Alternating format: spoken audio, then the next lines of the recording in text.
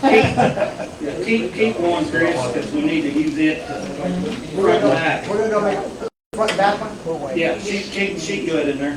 Yeah, she's got one. Okay. And I'll get some more. I'll wait for her.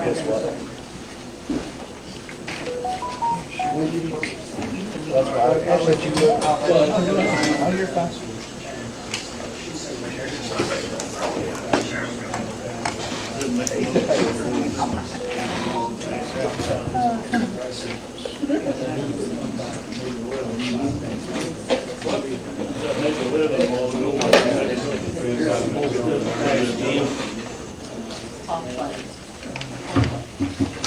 What's that doing with that? And I got one more. Great. You're crazy, isn't it? What? She's crazy. Better be careful. I know. I was saying, Maybe crazy.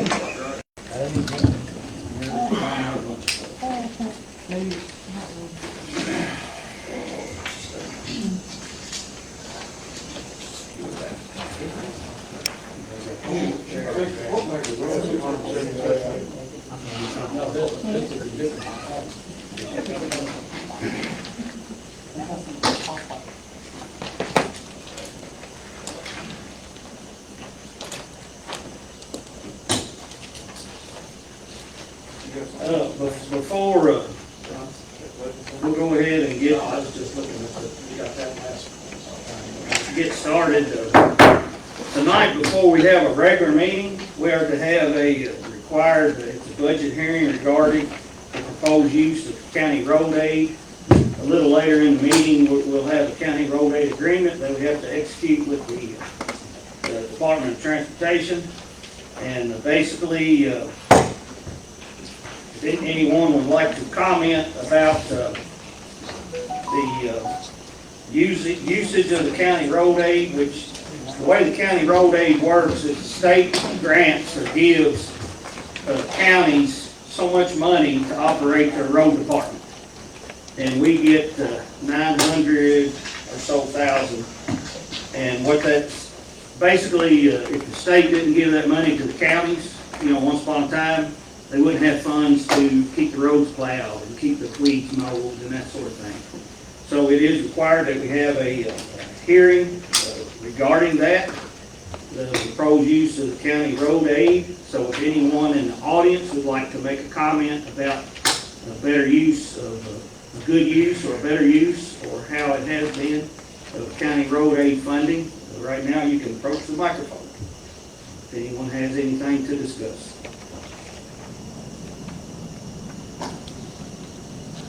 In our, you guys in our books, there is page,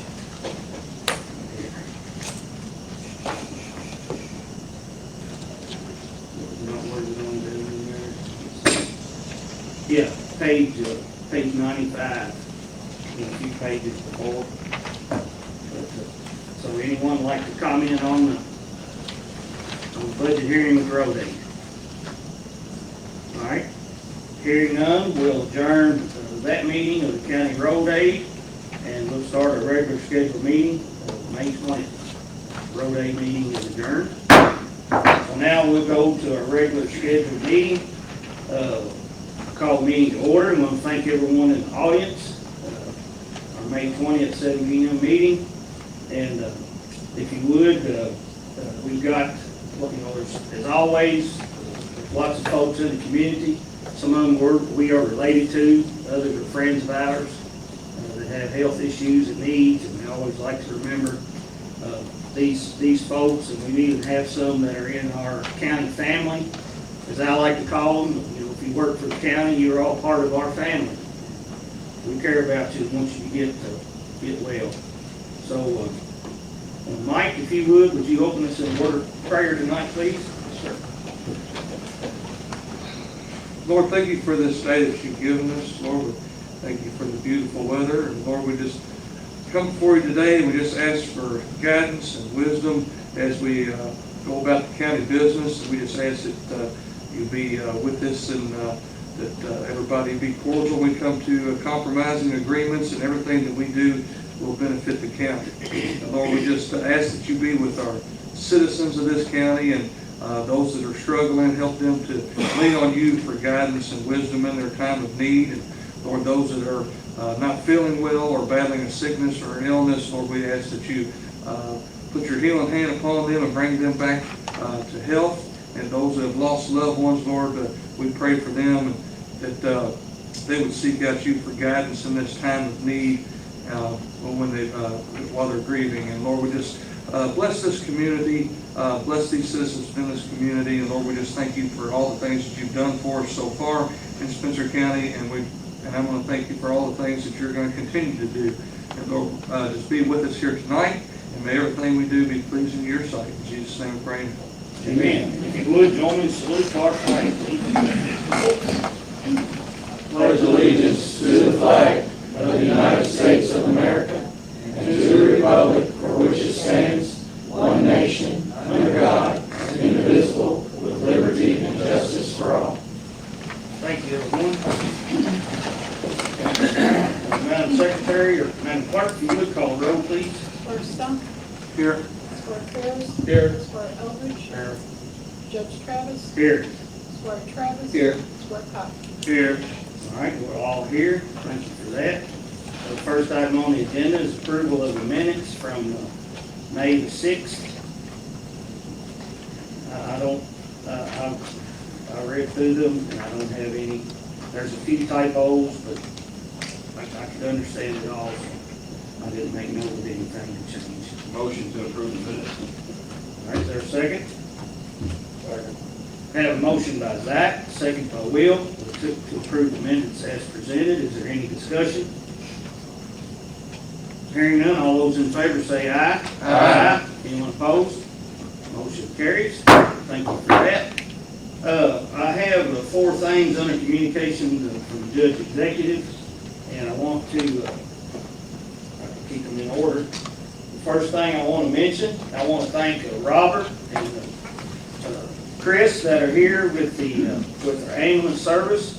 You guys know that this week Spencer County is celebrating 50 years with the Spencer County EMS, and I have a resolution recognizing the Spencer County EMS that I handed out to everyone. I'll try to read through it quick so we're not here all night, but it's important. Whereas Spencer County Ambulance Service has faithfully served the citizens of Spencer County since its establishment in 1974, and whereas for 50 years, dedicated men and women of Spencer County Ambulance Service provided essential emergency medical services, demonstrating unwavering commitment, professionalism, and compassion in their duties. Whereas the Spencer County Ambulance Service has played a vital role in enhancing the health and safety of the community by responding to emergencies, providing critical care, and saving countless lives. And whereas the Spencer County Ambulance Service has continually adapted to advancements in medical technology, training, and practices, ensuring the highest standard of care for the residents of Spencer County. And whereas the service's achievements over the past 5 decades are a testament to the hard work, dedication, and teamwork of its staff, volunteers, and leadership. And whereas the Spencer County Fiscal Court wishes to formally acknowledge and celebrate the significant contributions and milestones of the Spencer County Ambulance Service. Now therefore be it resolved by Spencer County Fiscal Court that the Fiscal Court expresses its deepest gratitude and appreciation for all past and present members of the Spencer County Ambulance Service for their outstanding service and dedication to the community. This resolution shall be entered into the official minutes of the Spencer County Fiscal Court, and a copy should be presented to the Spencer County Ambulance Service as a token of our appreciation and recognition. I will entertain a motion to approve this resolution. So moved. And a second? Second. We got a motion by Zach, seconds all around. I'll just say Mike to approve this resolution. Any discussion? Hearing none, all those in favor say aye. Aye. All those opposed? Motion passes.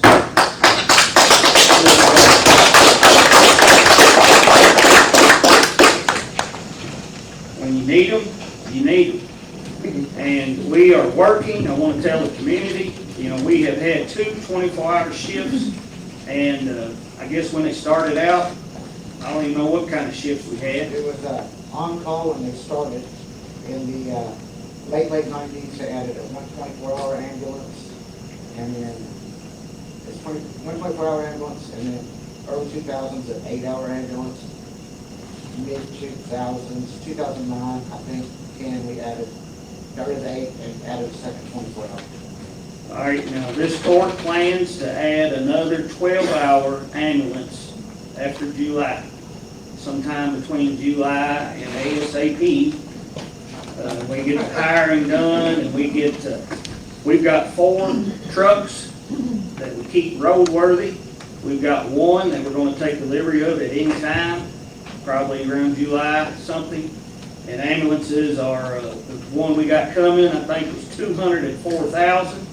And we're getting ready to vote on getting equipment into it. And then to order another one, probably $250,000. And, but we have identified that we need to do more than we're doing because our population has grown. And too often, we call other counties to come in when our ambulances are out. And we want to try to do better than that, and that's our plan. So we'll be looking, you guys be looking for that 12-hour shift, so we'll have 2.5. And as time goes on, we'll address the needs the best we can. But anyway, this is a pretty big deal. And Chris and them, you all have some kind of party, I guess, on Saturday? Yeah, we're having a celebration Saturday at the EMS building on Speeder Drive. Like we're going to have some just activities, yard games, stuff like that. Grilling out all day, an open house for anybody like to come out. I'd like to invite all the county employees, all the residents of the county come out and join us to celebrate our 50th anniversary. Rob, what's the time on that? Got food? You got food there? We're grilling out. So 1 o'clock, you're grilling out. Yes, sir. All right, enough said. Everybody hear that? All right, thank you all. I want to make sure you guys get the recognition that you deserve. Thank you, and I'm happy that this court can represent and support you guys. A couple other things. Last meeting, we voted for us to start discussions with Shelby County on what we're going to need to do and how that dividing the county up is going to look like. And I believe Friday, I invited Jim, since it's his district there in Hell Creek, and the other elected officials, Corey and Lynn and the sheriff, and Julie, hope you can go. I don't know if I've talked to you just yet, but I need to catch Nathan, Chris, if you all. We're going to go to Shelby County and meet with our equal counterparts to discuss the ordeal that we got to work on with the county line potentially being moved and how it's going to affect us. So It's 2 p.m. yeah, 2 p.m. Friday over to Stratton Center. But anyway, we're going to that. Also, I saw where Girl Scout Troop 1215 donated to buy a big old dryer for our animal shelter that the county has. I don't know what that thing costs, but I saw a picture on Facebook. It looked like it wasn't something cheap. And we just want to take a shout out and thank the Girl Scout troop for raising money for that. That is wonderful. Last thing under my communications, we voted at the last meeting to strike Waterford Park, and we had a few questions about what it covered and what it didn't cover. It only covered the old existing part. It was to seal it and restripe it, and it was $600-800 to strike the new part, and that's just putting them in square right angles. It's not putting them at the slants. And I think that number's right. Well, it was within my latitude to approve it, so I told Brian Spencer just go ahead and get it done. So it'll be an additional cost. I think it was $600-700 to strike the new part, so that'll add to the $8,075. So that'll all be done. And the plan is to strike the new part, and then you can kind of cone it off, the old part, and then people can still go to the park and park in the new park. so there'll be the least amount of interruption to folks using Waterford Park. And Brian's in charge of that, and I'm sure he'll get it all lined out. But you all look for that, and I want the community to see, if you go to Waterford Park, 2 years ago, people were parking on 44, pushing baby carriages on 44, I was told. And so this court decided that was important. We gravelled it, we blacktopped it, they edged it with gravel. And once we get lines, then everyone will be parking efficiently, and everybody will be safe. Haven't seen anyone park on 44 since we did that work. So that took care of that.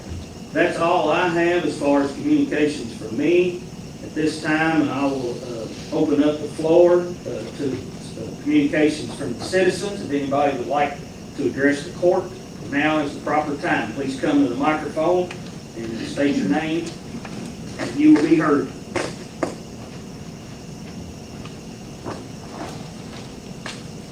My name is Ray Manley. I live at 3759 Stone Creek Road. Before I start on my tirade here, I want to say thanks to the EMS. Unfortunately, I've not had many interactions with them, but every one of them has been good. The people have been helpful and good service. While fiscal court members are elected by district, all members have the duty to serve the interests of all the community. When you have an item on the agenda that's been the subject of nearly a dozen planning commission and fiscal court meetings over the last several months, and when numerous opinions have been stated and not one speaker has supported the plan, I think it can be reasonably inferred that the community is opposed, that you represent is opposed to the plan. When those public meeting discussions raise red flags like the road access is inadequate to guarantee public safety, affecting not only the proposed development, but also several hundred existing residents that had to share the road to access their homes, you have a duty to vote in the interest of public safety. And when questions are raised about the ability of law enforcement, fire protection, emergency medical services, and public school transportation, being able to respond to a new development in a timely and efficient manner, and doing so without negatively impacting their ability to serve the remainder of the community, you have a duty to first protect the interests of the existing community. Furthermore, court members have a duty of undivided loyalty to the community and may not make decisions that benefit their own interests at the expense of other members of the community. The duty of loyalty involves not only the duty to avoid conflicts of interest, but requires full disclosure of any interest potentially adverse to the community. I believe there are two members of this court that I'm not going to name, I'll let y'all figure that out, that have seemed to speak and vote in particular in favor of a particular development. And those members are also connected with businesses that could benefit from a development that would possibly expand to become the largest subdivision in Spencer County. Those businesses providing excavating and lawn and grading services. Now, I have no evidence that, nor am I accusing that either of these court members have done or plan to do anything wrong. But any appearance of conflict of interest, whether or not it actually exists or is just a dream, erodes public trust in the government and should be avoided. And because this appearance of a potential conflict of interest does exist, those members should prudently recuse themselves from the voting on the item. And I call on fiscal court to always take steps to guarantee that the public trust and the public interest is protected and that no opportunity for conflict of interest exists. Thank you. Thank you. Anyone else?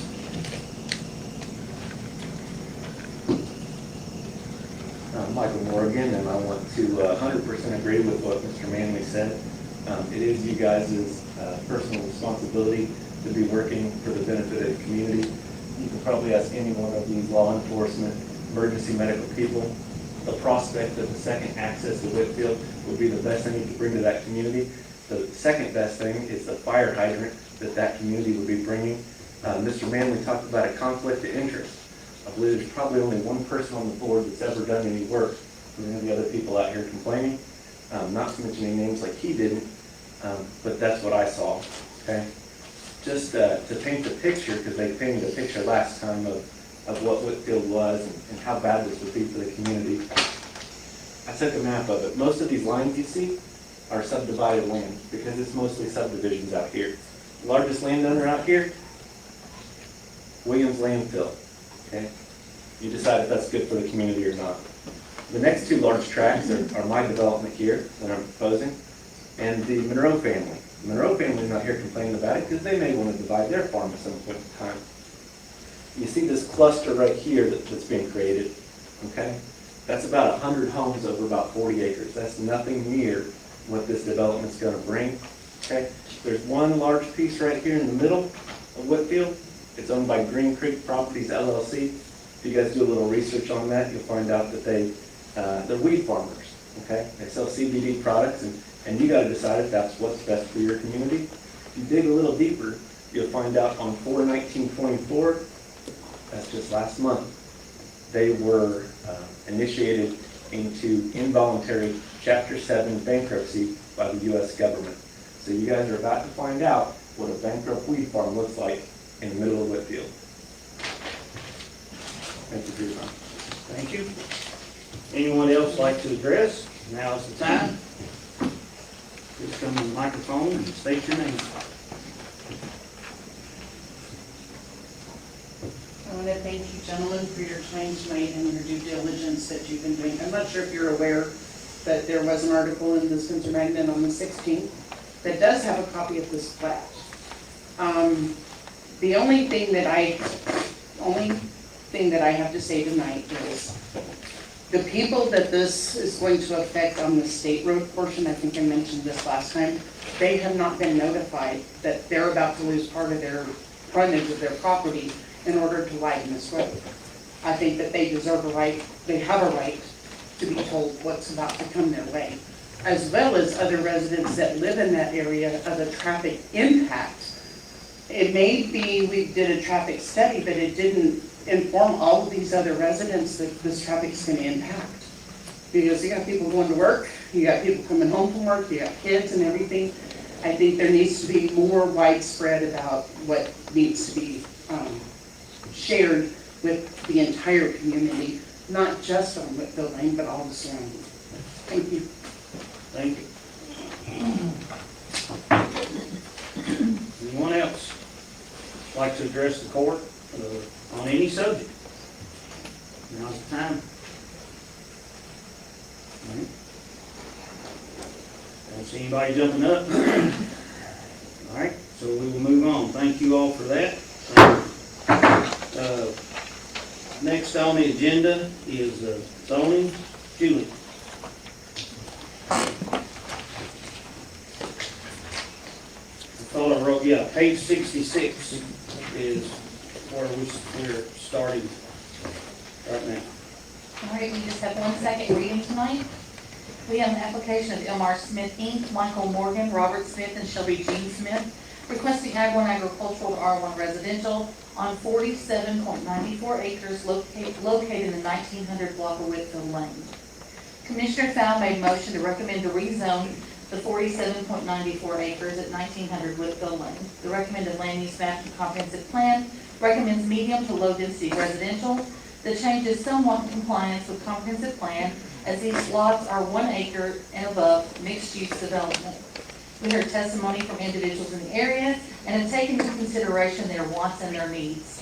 This rezoning would be contingent with a binding element on any road improvements on county and state roads with a portion of Whitfield Lane of 18-foot width on the state portion and the county specs on the county portion for the widening of these roads.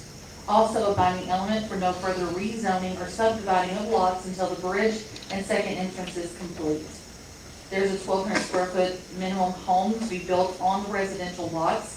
Those exteriors can be brick, hardy board, and vinyl. Other types of construction on larger lots, Ag 1 lots, are 1,200 square feet plus, and maybe other exteriors. No manufactured homes or mobile homes, no washover crossings, and it must be in compliance with ordinance number 1, section 403.7. This states the road must be widened prior to construction of the development itself being started. The widened road must pass inspection of the county road foreman and the county engineers. Commissioner Wheatley seconded that motion. I can do the roll call vote or just say motion carries. Motion carries. One question. And I think I brought this up last time. It says, the change is somewhat in compliance with the comprehensive plan. What makes it somewhat instead of fully in compliance? It's just the words she used when she made her motion. I spoke to Attorney Dale, and he feels like that it's in compliance, as I felt like it was in compliance, as the comprehensive plan is based on density. And so where it is recommended medium to low density residential, by our guidelines of what our medium, high, and low density are, we feel like what was being asked for fits in that low and medium density. Okay. I mean, there will be no tracts less than an acre on this property, and that's usually when it's high density, is if it's Right. something less than an acre. Well, I'm gonna make a motion, and then if he gets a second, then we can discuss further. I'll make a motion to not recommend the zoning change. All right, we have a motion on the floor. Is there a second? Second. All right, we have a motion by Mike, seconded by Dan, to not recommend the zoning change that's here in front of us.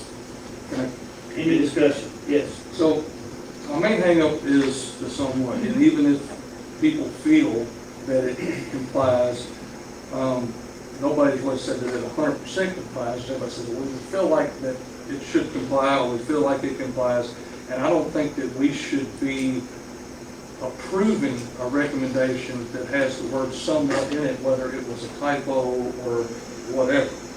It should either say either it does or it doesn't. I don't think we should set the precedent to other builders and other developers that we're going to go down this road of somewhat gray area. Either it is or it isn't. So I'm okay with this, but I think it needs to go back and have that word removed and not have that in there. Secondly, I'd like to concede that I would like to applaud the Planning and Zoning Commission on their due diligence and their hard work on this. I would like to applaud Mr. Morgan for agreeing to widen the roadway. I think that eventually this is a good plan. You know, a lot of people brought up, their concerns, but I do know that there is a concern for emergency services of having a second way in and a second way out. And if phase 2 of this is completed and the bridge is put in by Mr. Morgan and Mr. Smith, then I think people would benefit from that. The increased water pressure on the water line, people would benefit from that. And they're already going to benefit from the widening of the roadway. With that being said, I'm not ready to approve anything that says somewhat. And I know it's a technicality and people's going to say, well, it's just one word, it's just one word. But if we're going to do it, we've done our due diligence so far, let's go back and let's just make sure the wording is 100% right. So we're not getting ourselves in a bag of tricks and some other builder or developer comes and say, well, somebody else said it somewhat fit the comprehensive plan, and every other, I don't know why she put that word in there, but every other one that you've ever read to us, it says it complies with the comprehensive plan. Somewhat is not in there. It was like a 3-minute motion Yeah, that I went know. around in circles to get it back to full circle. I was hoping that, that we could have changed it and before it came back, but this is a second reading. I know it delays things a couple of weeks. But I feel like that I just want to make sure that everything is right. This is in my district, the Waterford district. I'm trying to make sure that everything is right for my constituents in the Waterford district. And I would just ask that the court bear with me, support me in my decision, or in my principles on the Waterford district with this. This is the only thing I have left. I would appreciate your all's support to send this back and get the verbiage changed in the recommendation.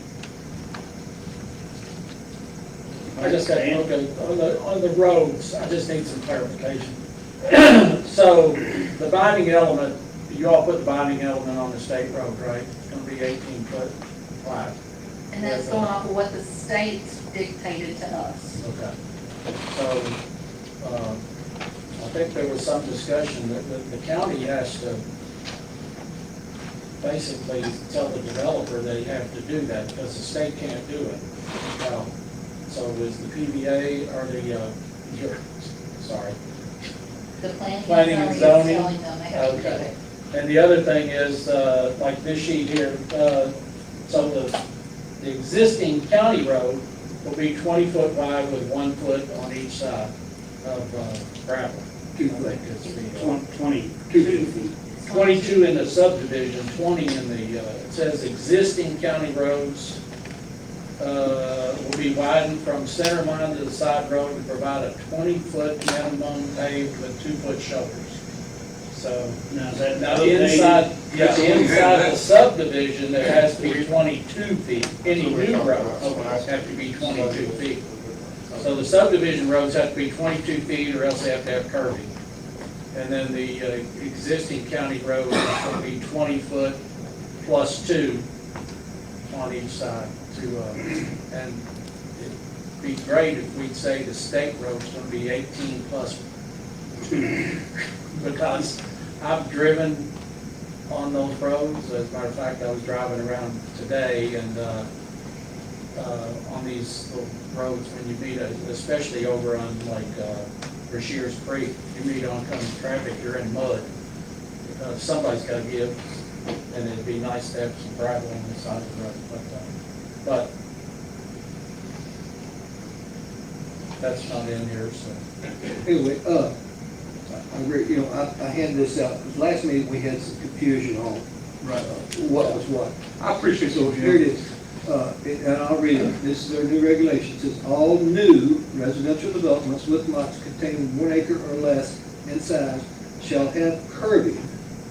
All other new county roads shall have curbing in lieu of curbing. The street shall be 26 feet. Any existing county road, like Holstrasser is in process right now, or this one, will be 20 feet minimum, with 2-foot shoulder on each side. Not 22 or not with curbs. This is the old county roads we're dealing with, so, and that's what we're dealing with, is an old county road here. Any other discussion? Just the one other, I noticed some of the lots say they're 1.01 acres. That's about 400 square foot from being out of compliance and having to have curbing. So how are we, who's going to ensure that we're within that?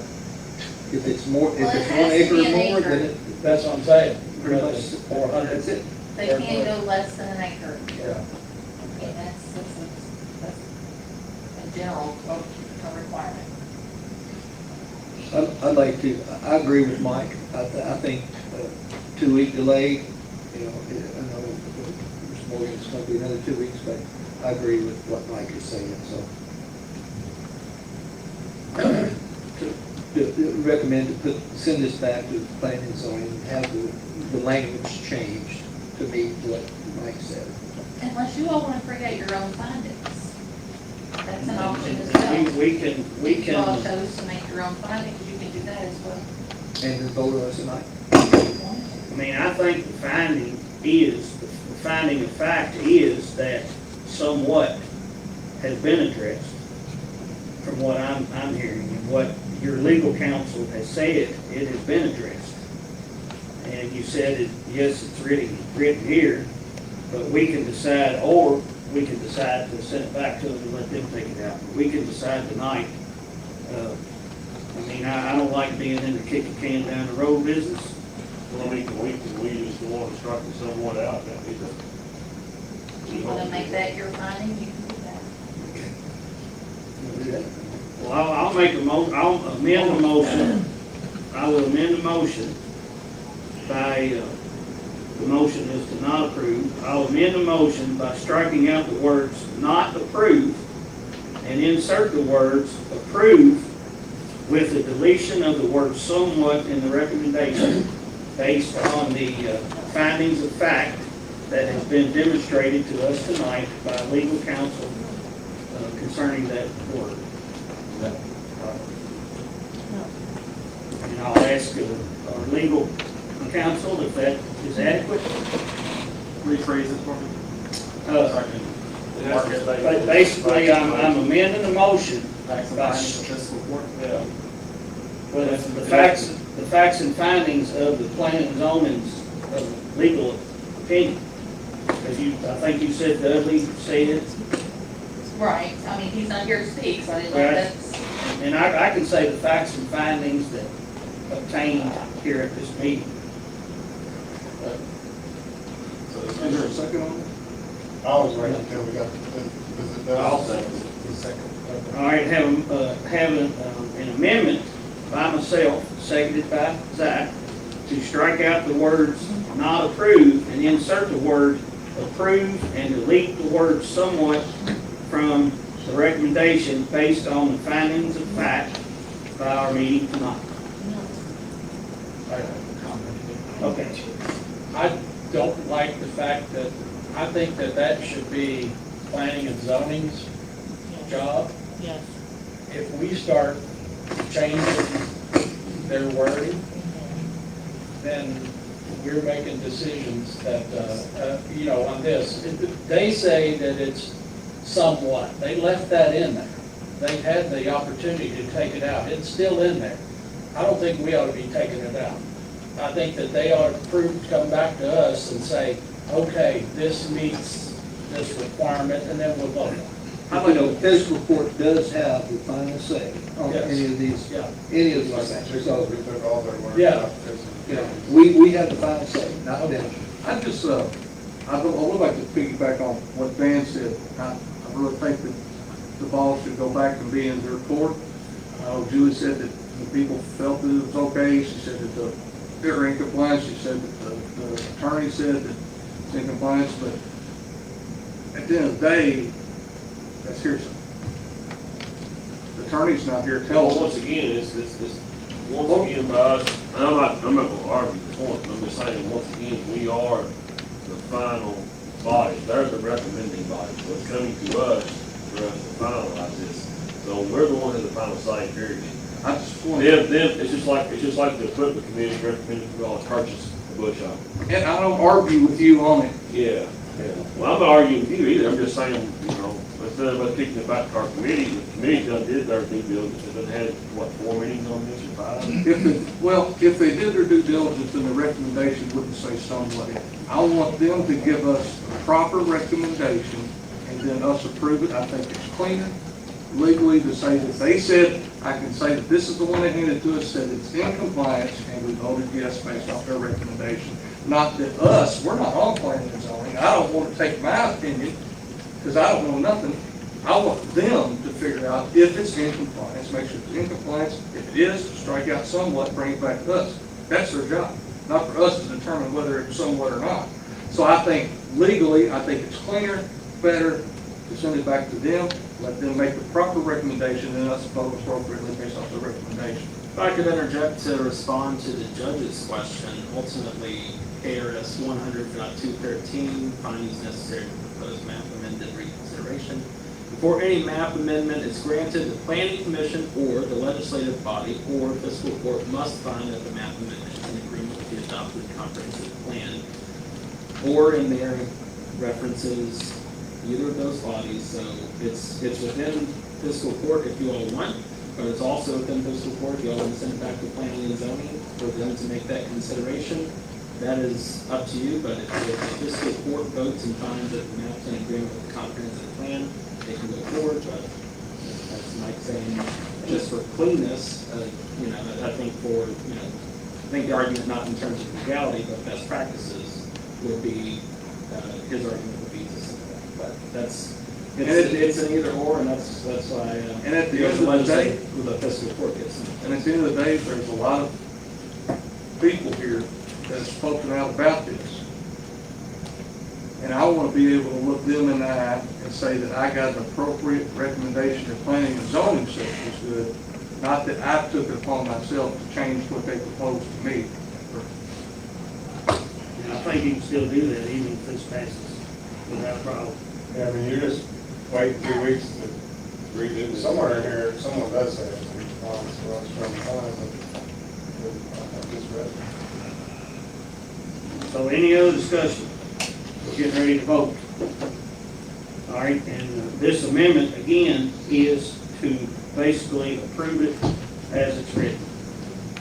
So a vote yes will be approving it as it's written, because this is a motion as amended. A vote no would be to disapprove it and send it back. So, Madam Clerk, if you would, call the roll, please. Squire Cotton, Yes. Squire Stump, No. Squire Ferris, No. Squire Eldridge, Yes.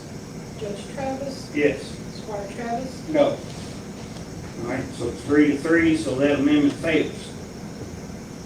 So now we have on the floor the original motion, which says that we will not approve this. Any discussion? And send it back. Send it back. That you, okay, you meant for that to be and send it back? I don't know if I stated that. Well, yeah. All right, so we have the motion on the floor now is to not approve it and send it back to zoning. Correct. All right, any discussion?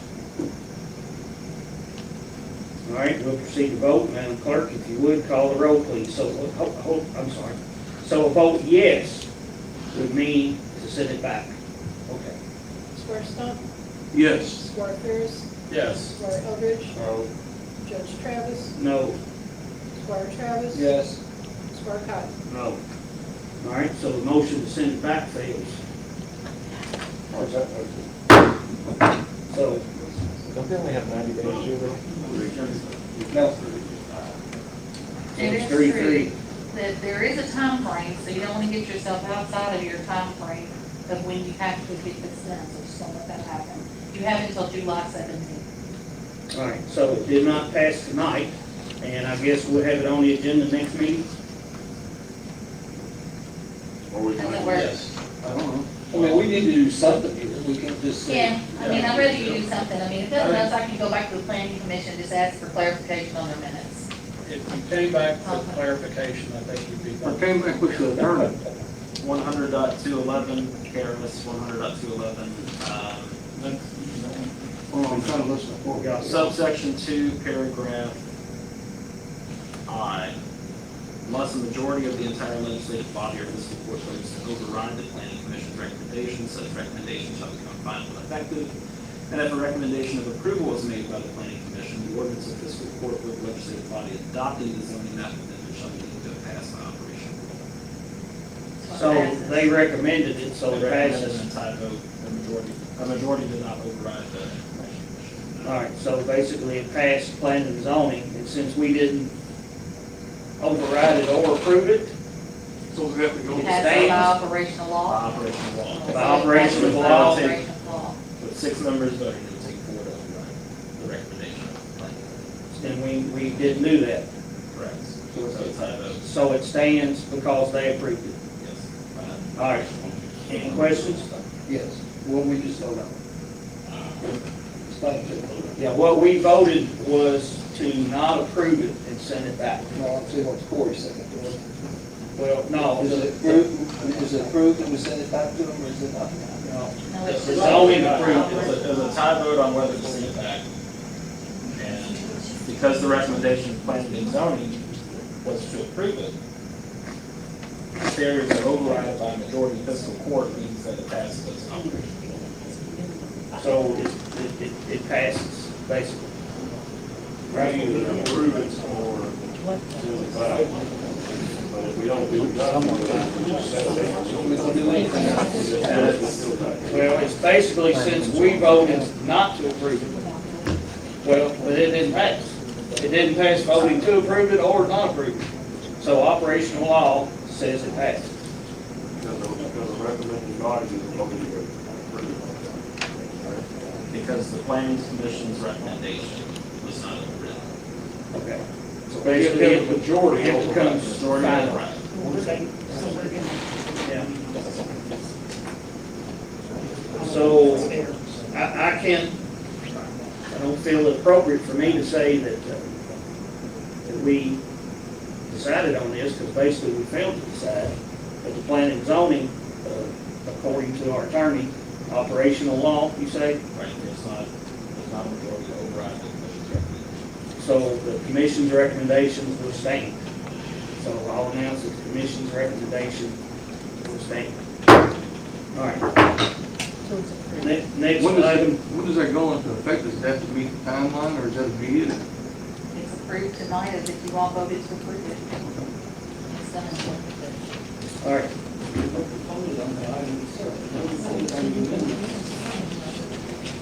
We voted on the item. I voted twice. Wrote them down. We voted on the amendment, but the first item. They both failed. The amendment was to pass it by deleting the not approved. That failed. So then it goes to the original motion before it was amended, which was to not approve it. That failed also. I don't think we met the requirement of voting on the item itself. We only voted on the amendments. No, we voted on the motion and the amendments. Yeah, we did. Yeah, we did. Voted twice. So, It was, so Mike's motion was to reject. It hasn't been affirmative. I mean, ultimately, if there was another vote, just for clarity's sake, it might be advised. The actual item was whether on the first and second reading, Mike made a motion to not accept it, to send it back. There hasn't been an up or down vote on this one, just as a abundance of caution. all right, I'll take your advisement. That's why we have the county attorney. I'll make a motion to approve the zoning recommendation that has been presented to us tonight. Second. All right, a motion by myself, seconded by Jim, to approve the zoning recommendation that's been presented to us tonight. Is there any discussion? So now it's on the floor. Y'all thought what we're doing, our attorney advised us, just for clarification, to vote it up or down. And we did vote not a minute ago. That's under the bridge. We didn't, it was 3-3 both ways. This is a straight up vote on the record, So now it's a straight up vote on the recommendation. so that we avoid that. Oh, we just did it. Well, that was on the motion to send it back. Yeah. So, but Right. we should, we should take our attorney's advisement, so that's why we're voting on it as presented in the affirmative. So we have a motion and a second on the floor to approve this. Any other discussion? All right, hearing none, Madam Clerk, if you would call the roll. Squire Ferris, No. Squire Eldridge, Yes. Judge Travis, Yes. Squire Travis, Yes. Squire Cotton, Yes. Squire Stump. No. All right, so now it passes 4-2. All right, motion passes by a majority of the body. All right, next item on the agenda is Ms. Marshall from the tourism. You got the floor. Just real quick, I was Yes. gonna let you all know, on the 29th of May, our office will be closed because we would be attending training. Okay.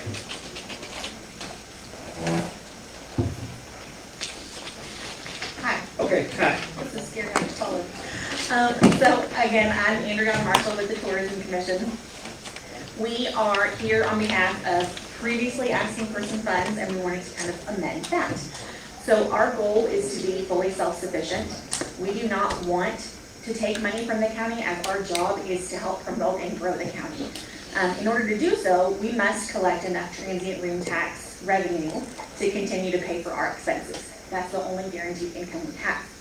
Revenue from past prior years, currently from the fiscal year of July 1st, 2023 to current, we've brought in $36,105. $36,105.61. That's not including a recent check that was sent out that we haven't received yet, that was, I think, $5,000. And then we still have all of this month in June. So I'm estimating it'll probably be closer to $46,000 for this year. Fiscal year 2023 was $36,405.02. And fiscal year 2022 was $24,646. So that's I'm not gonna listen to shit like that, folks. I'll be out here at 9 o'clock. There's currently 61 rentals that we are aware of at this moment, probably more that we haven't been able to find yet, that haven't been able to locate as far as Airbnb and confirming the addresses. Only 31 of those are currently paying the transient tax. So 31 of 61, so we're missing 30.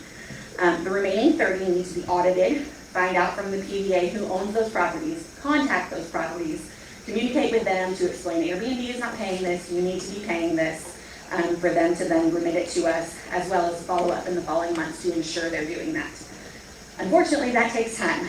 It's time that we as volunteers don't have. I've got a full-time job opening a building, I've got a family, Bonnie and Steve all have their lives as well, so as volunteers, we just don't have the manpower to do that. If you're on social media, you've seen that hopefully our page is growing more now. We are posting regularly. We've got a lot of things that we're promoting within the county. That takes time to do, but I'm doing it at 2 a.m. after my kids have finally gone to sleep. We would like to hire someone to be able to take care of all of these things. So the director would be in charge of course, that would be their number one task, would be transient room tax and collecting that revenue. Social media, maintaining our website, which I actually had a local Airbnb homeowner reach out and say, hey, we saw the website, we want to make sure that we get on there as well. And I was able to have that conversation of, we would love to put you on there once you start paying that transient room tax. So I actually had that conversation over the weekend, which was great that they saw the website and wanted to be on there. Again, our goal is to be fully self-sufficient. We do not want to be a financial hindrance to the county. We want to help promote and grow the county. We were informed of your all's gracious $10,000 to us for this coming fiscal year, which we greatly appreciate. And that gets us about halfway, maybe a little bit more, to hiring someone. So our ask, as I spoke with the county, with the city a few weeks ago, their comptroller had a great idea, which I think would work for us very well. So our ask would be if the county and the city each provided $3,000 a month for a period of 6 months, so that would be a total of $18,000. So that's $8,000 more than what you did offer, what you did give. And by doing that, that would give us the finances to hire a director, have them have the time to work on that audit, contact those homeowners, get that revenue coming in, which is gonna jump our revenue. So in that 6 months, we would then be fully self-sufficient. We would not need to ask you for money anymore. That is, of course, the goal. So the city feels strongly that they will pass this, should the county agree as well. Because, of course, as a city-county entity, they want equal involvement. So in speaking with a few, it sounds like this may be an agreeable ask, and I'd love to answer any questions or concerns that you guys may have regarding this. If you all were to agree with this, we would be able to begin the search immediately so we could have someone for the summer. So just to sum it, our ask is $3,000 for 6 months, a total of $18,000. I'm sorry if I missed the very first part of your speech. Did you say this is a full-time or a part-time? Originally, we are looking at full-time, is the hope. I wanted to get to full-time. I think the idea is to try this, is to try to hire somebody part-time for them and try and see if they can bring the revenue in.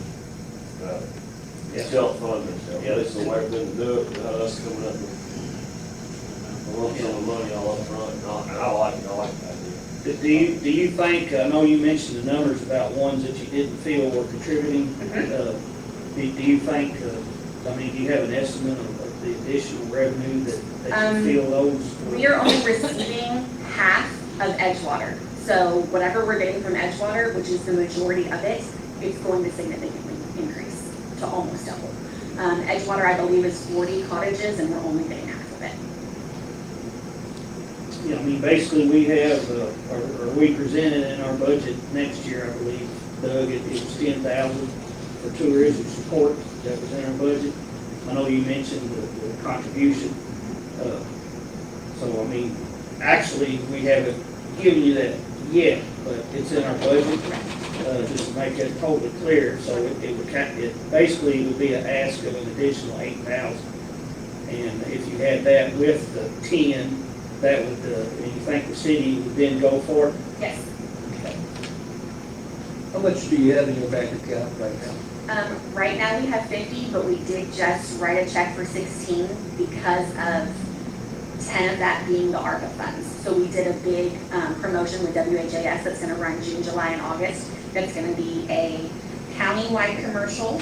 It's also a digital ad focusing on the bicentennial, and a digital ad focusing on Chicago, as well as an area focusing on those who had prior connections to Spencer County and bringing them back to Spencer County. So we did a lot. Could you provide us with a financial statement Yep. to this court at the next meeting? I'm doing them right now. I went to the CPA today. Ask me, we shall see. So, any other, I got one. Yeah, go ahead, Jack. Just one. We'll say we get halfway through this 6-month trial period, see how this works. If it doesn't, this is panning out. Are we gonna see?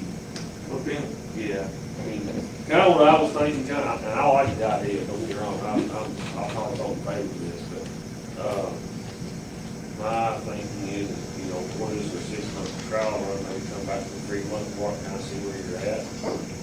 Just, I can come monthly and show you how it's increased. well, I don't need to just let you do that. But just come by the 3-month mark, and just kind of check in, and I think that's, just kind of see what's going on. At the 3-month mark would be 9,000. We can kind of see, and I think we can maybe vote and put the additional funds in bid maybe. I was thinking that we could start at July 1. I mean, that's, I just was thinking we would have to move more money that way. Right. Now, Would that be effective, Doug, if we started at July 1? we've already. If we voted in the affirmative to do the 3,000 a month? I mean, that's when the new budget's gonna be approved to start.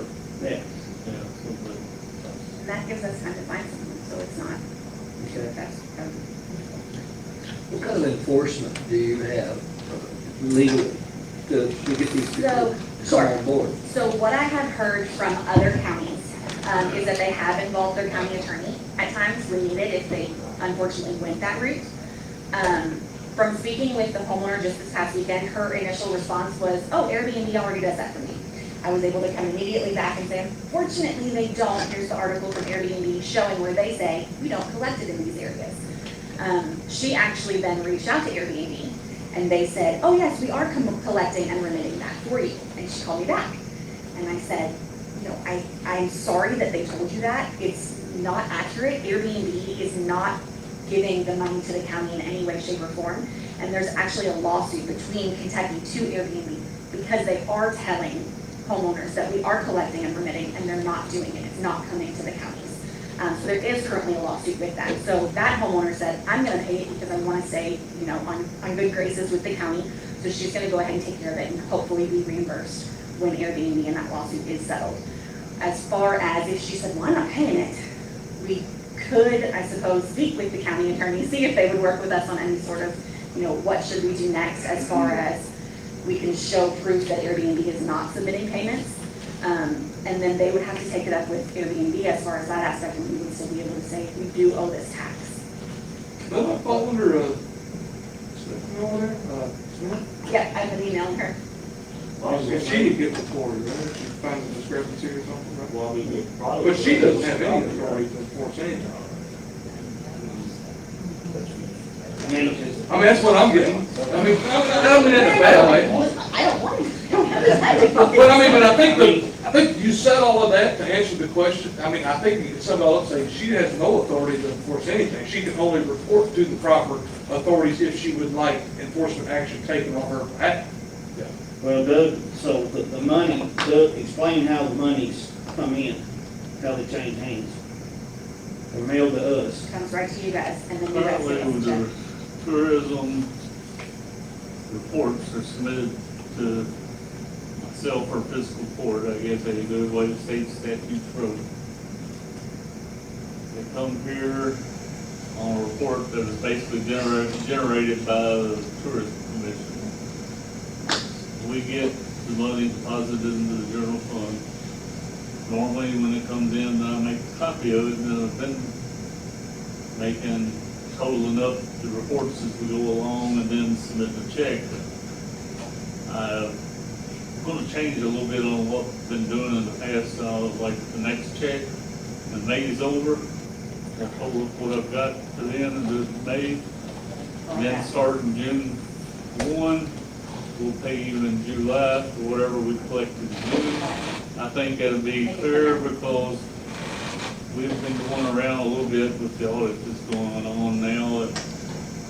Let's say if I brought a bill in here today, I probably cut it off last week to get it on the bills.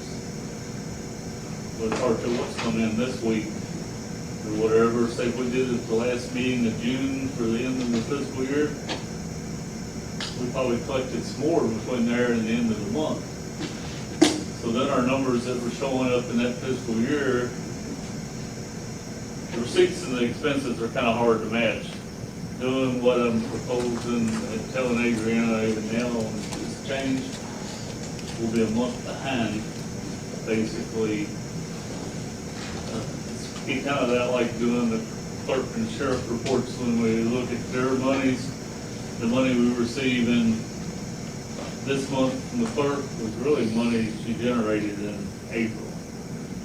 So it's going to be a month behind, and I think it'll be easier for the auditor and all of us. Someday I'm going to be gone, someday Adriana will be gone from there. I think it'll be a clear trail for everybody to see what we're doing now. Over the years, we thought we were doing it great just to get the money turned, to turn it over, get court to approve it and send it over, but I think it'd be a cleaner trail. So the tourism sends out the notices to who owes.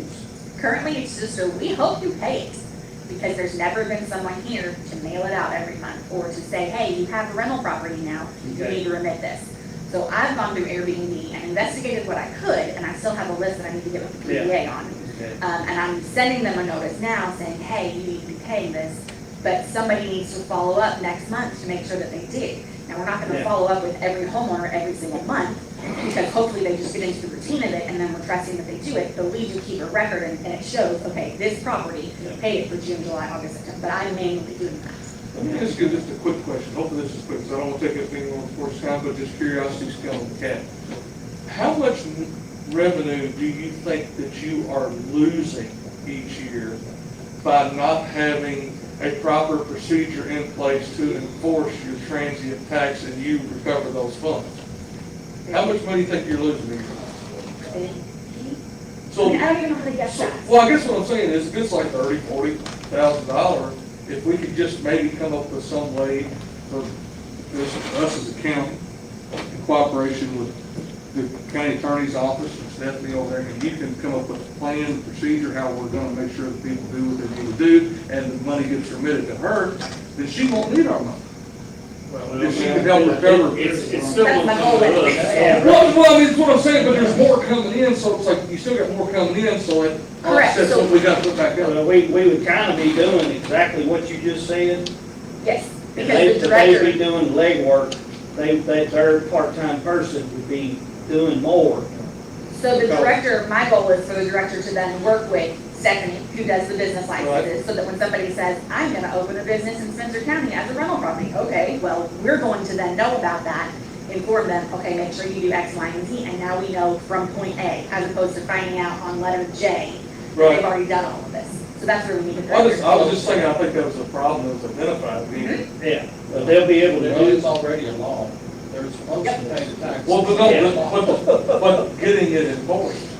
Well, we, The problem. So, yeah, That's the biggest reason we, even though the statute, the money comes to the county.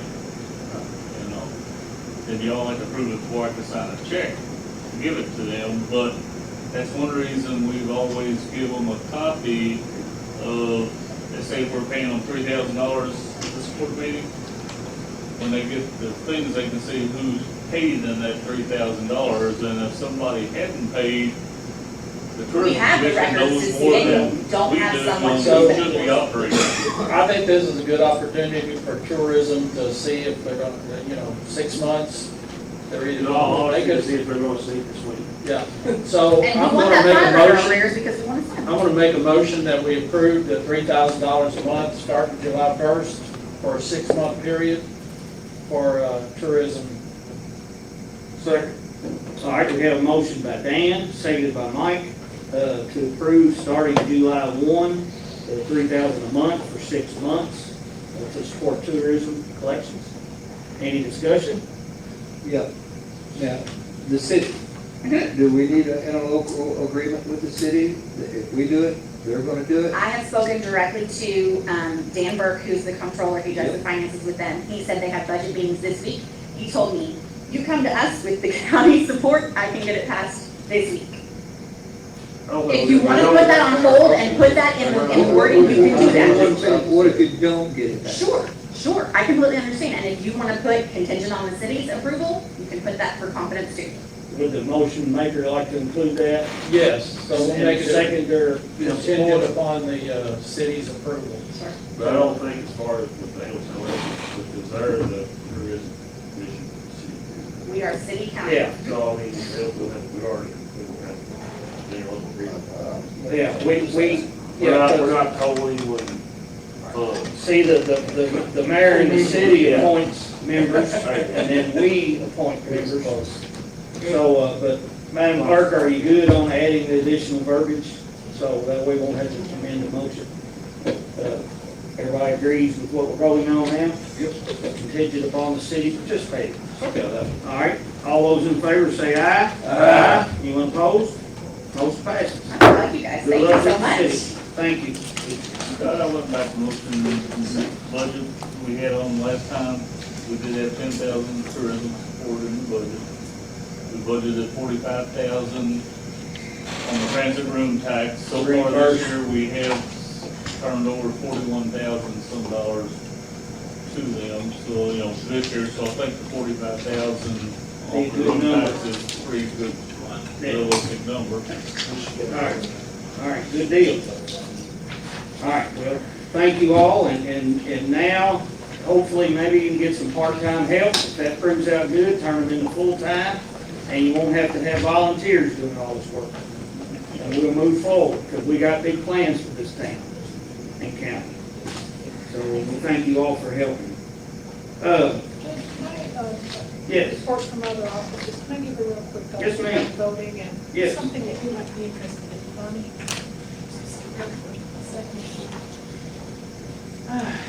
Tomorrow is election day. I strongly encourage everyone to go out and make your voice heard.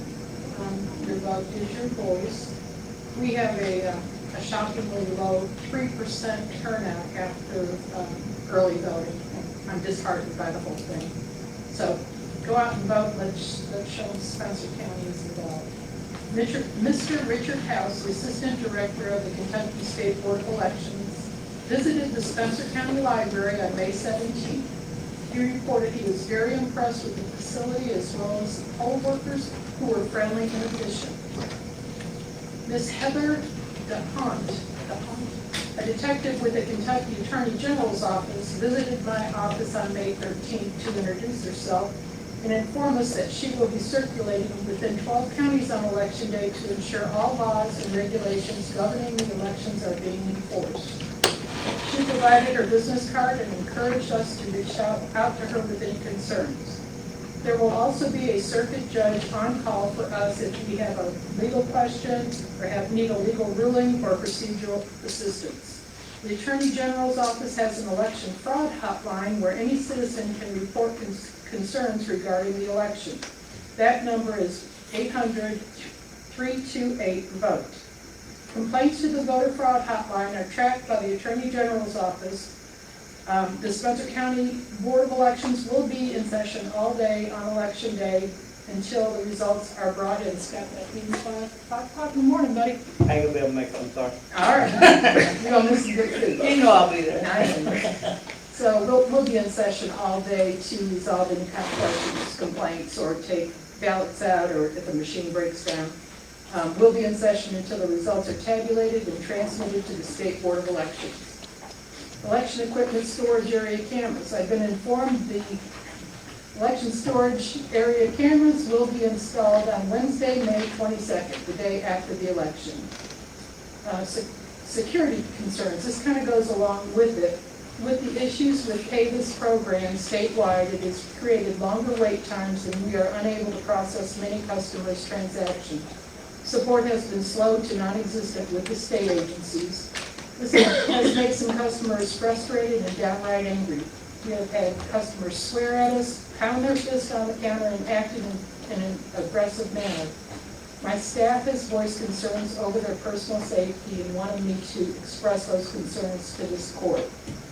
They want to know what we can do to protect ourselves from possibly violent customers. We try our best to diffuse the situation. However, staff is concerned angry customers could come back and possibly harm them. It's a real concern. It's gotten worse too since COVID. Now the good news. Grants. The Spencer County Clerk's Office has been awarded a disaster book restoration grant from the Kentucky Department of Libraries and Archives in the amount of $25,260. Funding will cover the cost of the following services: disbind the books for mold remediation of each page containing data. Each page will be cleaned, mended, and the tape will be removed. Sheets will be deacidified and placed into acid-free mylar sleeves. Sleeves will be placed into poly-bound books with leather spines and buckram covers. Spines will identify the county, the record series, and book number and date span. A site visit was conducted on May 3rd by Mr. Brian Wixom, who verified the mold damage and said we may have more books that would qualify for the Disaster Recovery Grant Fund. More grants will be submitted after the initial books are returned. The books to be restored span a time frame of 1824 through 1916. By restoring these books, we are ensuring a part of Spencer County's history is preserved for current and future generations. The books have been picked up by Mr. Trace Kirkwood of the HF Group, who specialize in government records preservation. The Spencer County Clerk's Office has been awarded a grant provided under HB 1 in the amount of $54,068.77. This grant will be administered through the Department for Local Government per the provisions of House Bill 1. The check for $54,068.77 has been deposited in a dedicated checking account to be used to purchase or for the reimbursement of software and related services to establish electronic capacity for recorded instruments for the county clerk's office. I have entered into an agreement with software management to perform on-site digitization, indexing, and importing of several deed books. Mortgage books number 27 through 29 will also be added to bring our office into compliance with the mandated 60-year records our office must have available digitally. The mandate for this is 2026. The work with software management will expend $25,128.13 of the grant funds, so there will be funds available for more work in the future. Soon, U.S. Imaging will be reaching out to schedule the on-site scanning. This project will take some time, and the completion goal is the first or second quarter of next year. These two grants total almost $80,000, and there will be the opportunity for more funding through both KDLA and HB1 sources. It is exciting to have the resources to be able to both restore our damaged land records and protect the history of our county, as well as fully digitize, index, and establish electronic capacity for our office without having to request funding through fiscal court. Working with KDLA and DLG has been a pleasurable and positive experience, and I look forward to moving forward with more projects that will benefit the citizens of Spencer County. Any questions? Congratulations, Lynn. Thank you. 18. Pretty impressive, the two amounts of money that you mentioned. So, good deal. Any comments or questions for Lynn? I would like to say, always look at you, Cheryl, you like me picking on the microphone, but she mentioned if anyone suspects voter fraud, 800-328-VOTE. So far, out of 3 days early voting, we're just at 3%. Is that right? So that means 97% folks still need to vote, and tomorrow is your day. Exercise, that reminded me of something else. Exercise your rights as citizens to vote and let your voice be heard. And I failed to mention, and I meant to, our next meeting, first Monday in June, It's the 3rd, I believe. I'm going to recess our meeting at 10 a.m.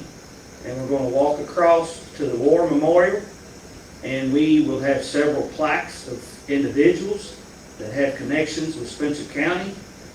This court voted to let the citizens that have connection to Spencer County get your name and plaque put on that wall at no charge. We're going to cover the cost. We probably have maybe a dozen, I think we got 6 or 8 now, of names that we're going to enter. I know that's a week beyond Memorial Day. I got to call a fellow about getting, maybe having a gun salute, just to recognize the veterans in general.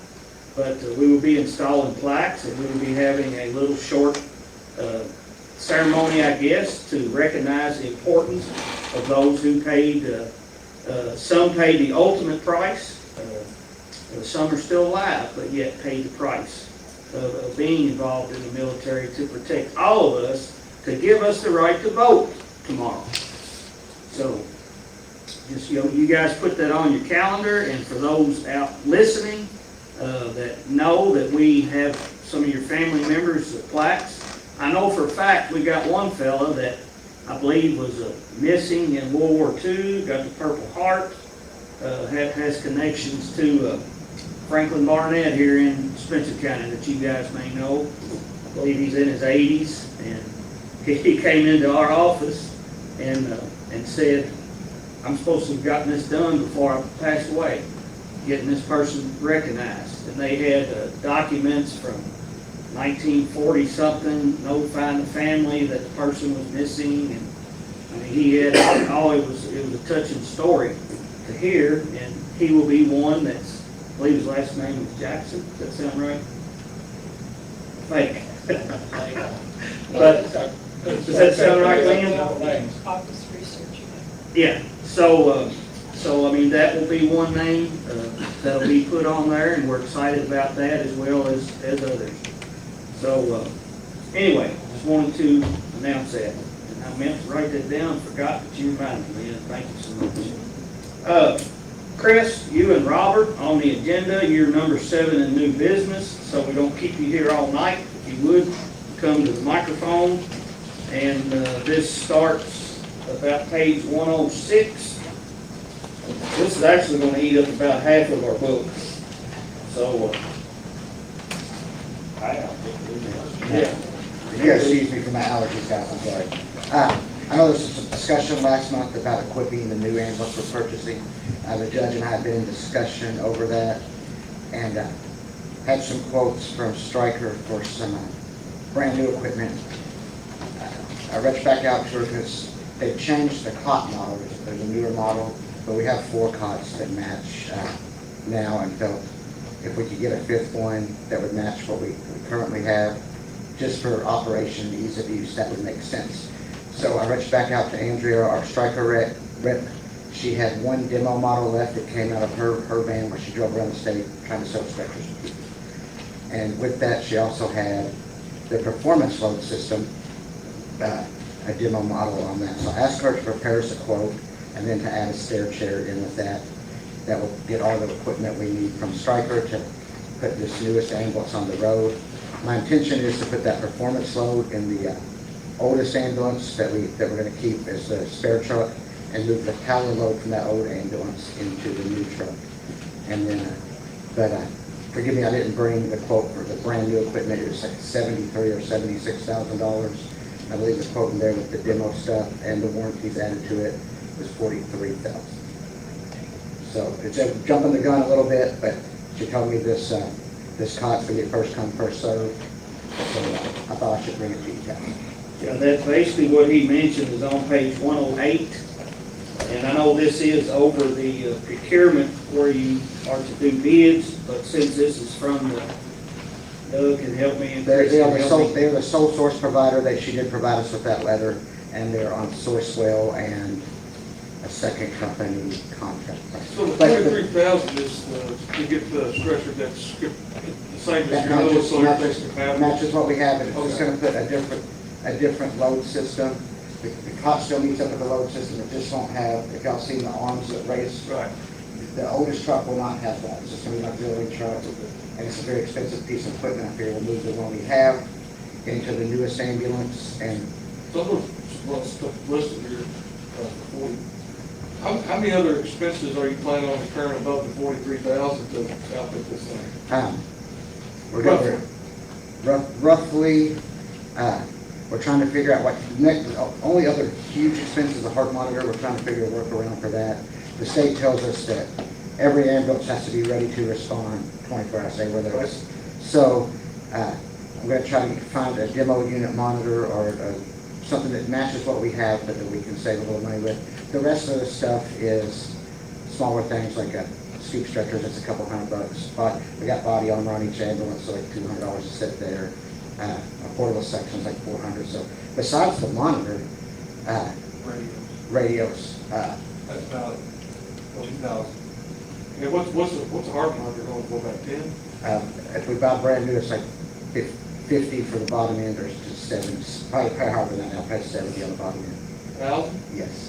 So I'm gonna try to find us a demo, or we'll find a workaround. We may license that ambulance as a BLS truck and just put an AED in it for now, and then down the road, put a heart monitor in, because I envision the only time that ambulance, it's meant for, it's the 2013. I really envision the only time it's going to be used is if another truck is in the shop, or if we have just a crazy busy day, we've got extra people coming in. So at that point, if a truck goes to the shop, we can pull the cardiac monitor off the truck at the shop and put on that truck while it's in service. But, are you saying that we need to approve this figure here so you can go ahead and get that? so we can secure that, because it's, Yeah, the demo. it's first come, first served, she said. Well, and it's cheaper, but the other thing is, I mean, emergency services, there's a lot to be said for having interchangeable equipment in every vehicle, so. What I did after our last meeting, when we approved the budget, and in our budget line, we had $250,000 set aside to get a new ambulance. And just gut feeling of the discussion that you guys, that we all had, was that we might be better off to take some of that funding and go ahead and get this new ambulance loaded up to be comparable.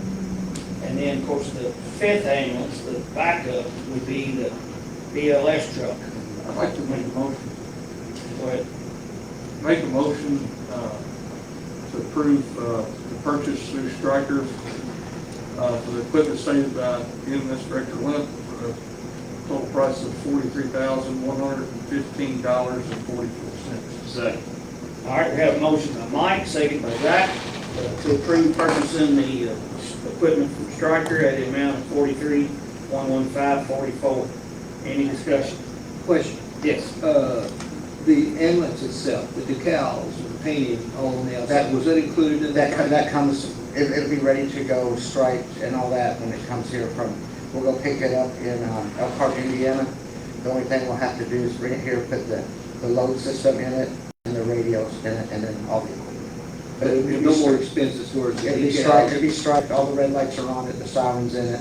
We've just got to, we'll have an expense to have somebody install the radios, because I just don't know how to do that. The rest of the stuff, we can move should be able to move the power load out and the performance load in. It's basically just some bolts and one plug, because it plugs, the performance load charges the batteries on the top, because the top has the power legs. So it's just one plug to make sure the order plugs that match on the new ambulance with what we currently have. So there should be very little expense outside of the equipment to put it together. The radios and that's about it. Doug, the question to make the budget line work, if we go ahead and make this order, I guess, I don't know how quick we gotta pay for it, because we'll have to obligate the money. But if we do it on the budget line, or we need to add a transfer? After we do the budget amendment next time, we'll be okay. Right now, I don't know, we're maybe limited on finding places to move 43,000, but not to say, When we do that next? DLG has approved it, but it's being advertised now, and it'll be on the court. 2 weeks? Yeah.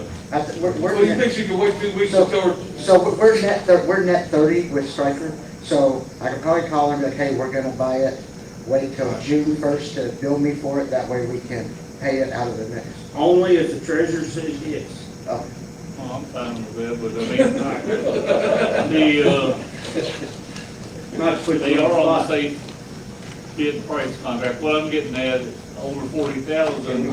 we couldn't get state bid because it's demo units.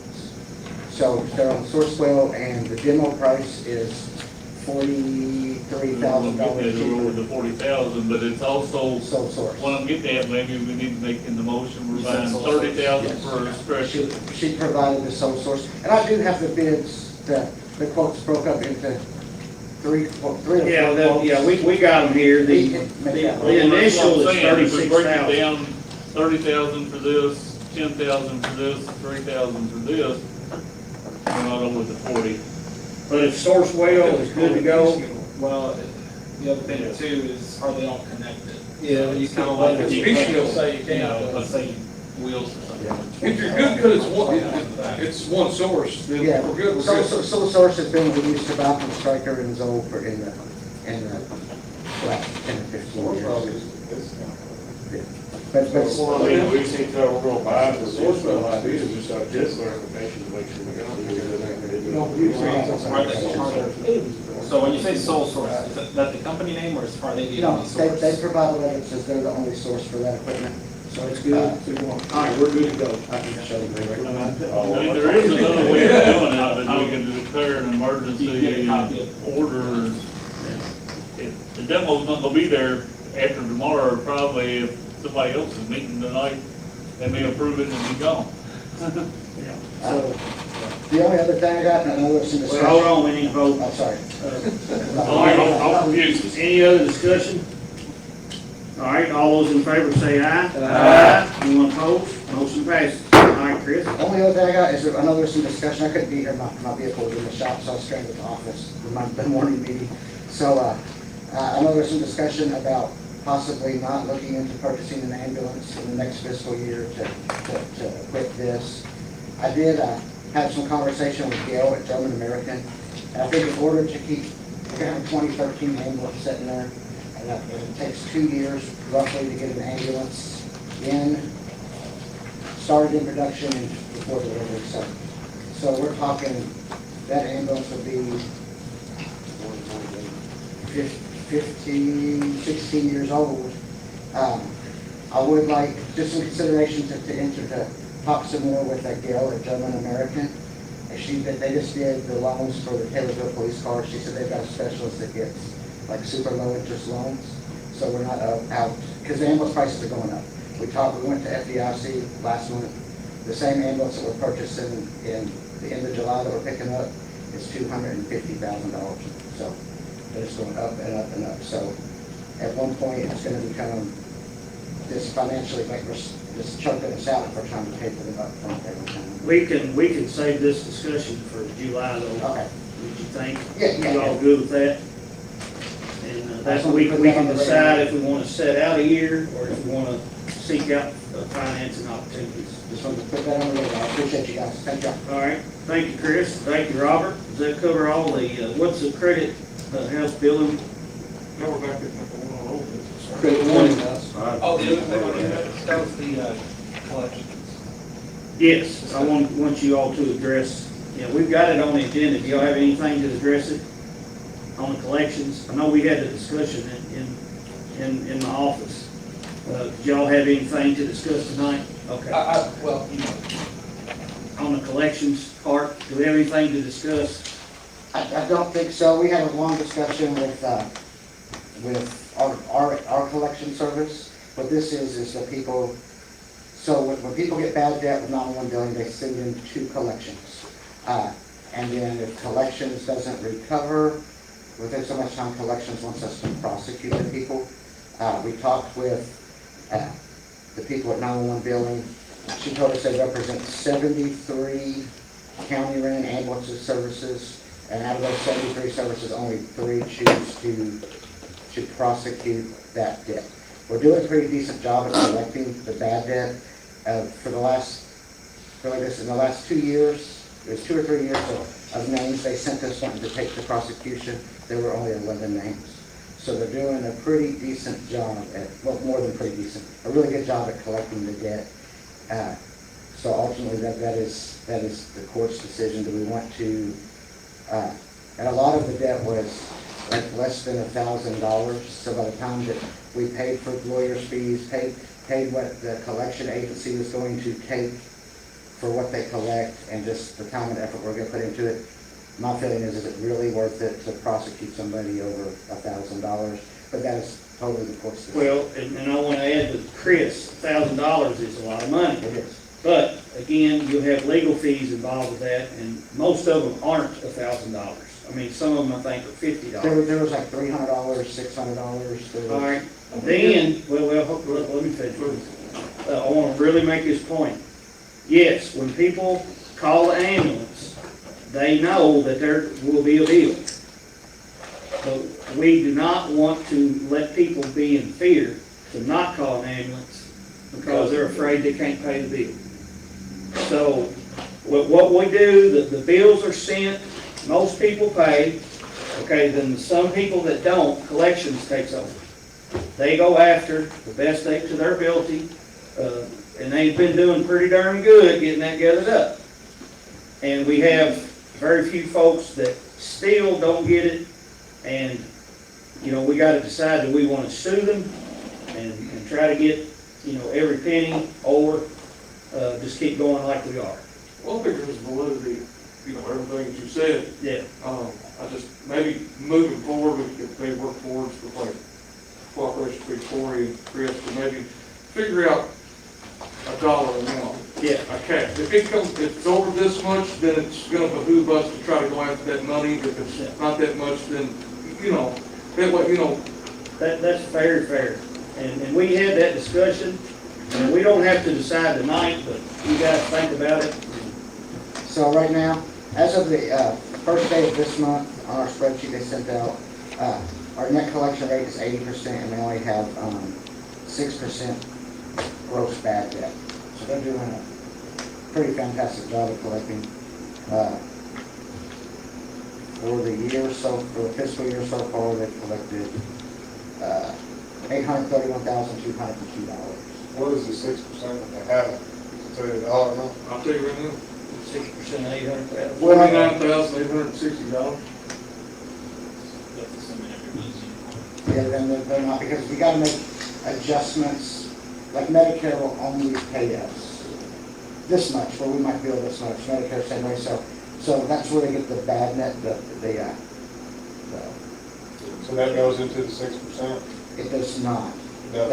But that comes off of the gross protection, the gross collections number, because we're billing a Medicare patient $1,300, but Medicare says we're only gonna pay $780. We just got to bank that for it. We Just have no knock say. that off. I mean, Yeah. just It's, like insurance does. correct. So, but I wanted Chris to bring that, that's why we put it in the book, just so we could all be aware. Another obstacle, another challenge of county government. So, yeah, the thing is, we can choose to prosecute, or we can choose to do nothing. That's pretty much the two options. So, I can get the paperwork to Corey, let him look it over if he's got time. Well, I think some research needs, you know, it would be nice to know if you do, I mean, I do know that there's, you know, that there's time involved, he's got time involved, there's Well, the fees. collections agency is gonna take a fee too. Yeah, You know, so, the cost of fiscal court may fund to do that, I mean. I was just thought if we had the figures of what it was, you know, then would maybe help us best determine where we need to set that cap figure at. Because I don't think we should just leave it wide open, but it's like, you know, somebody owes $20,000.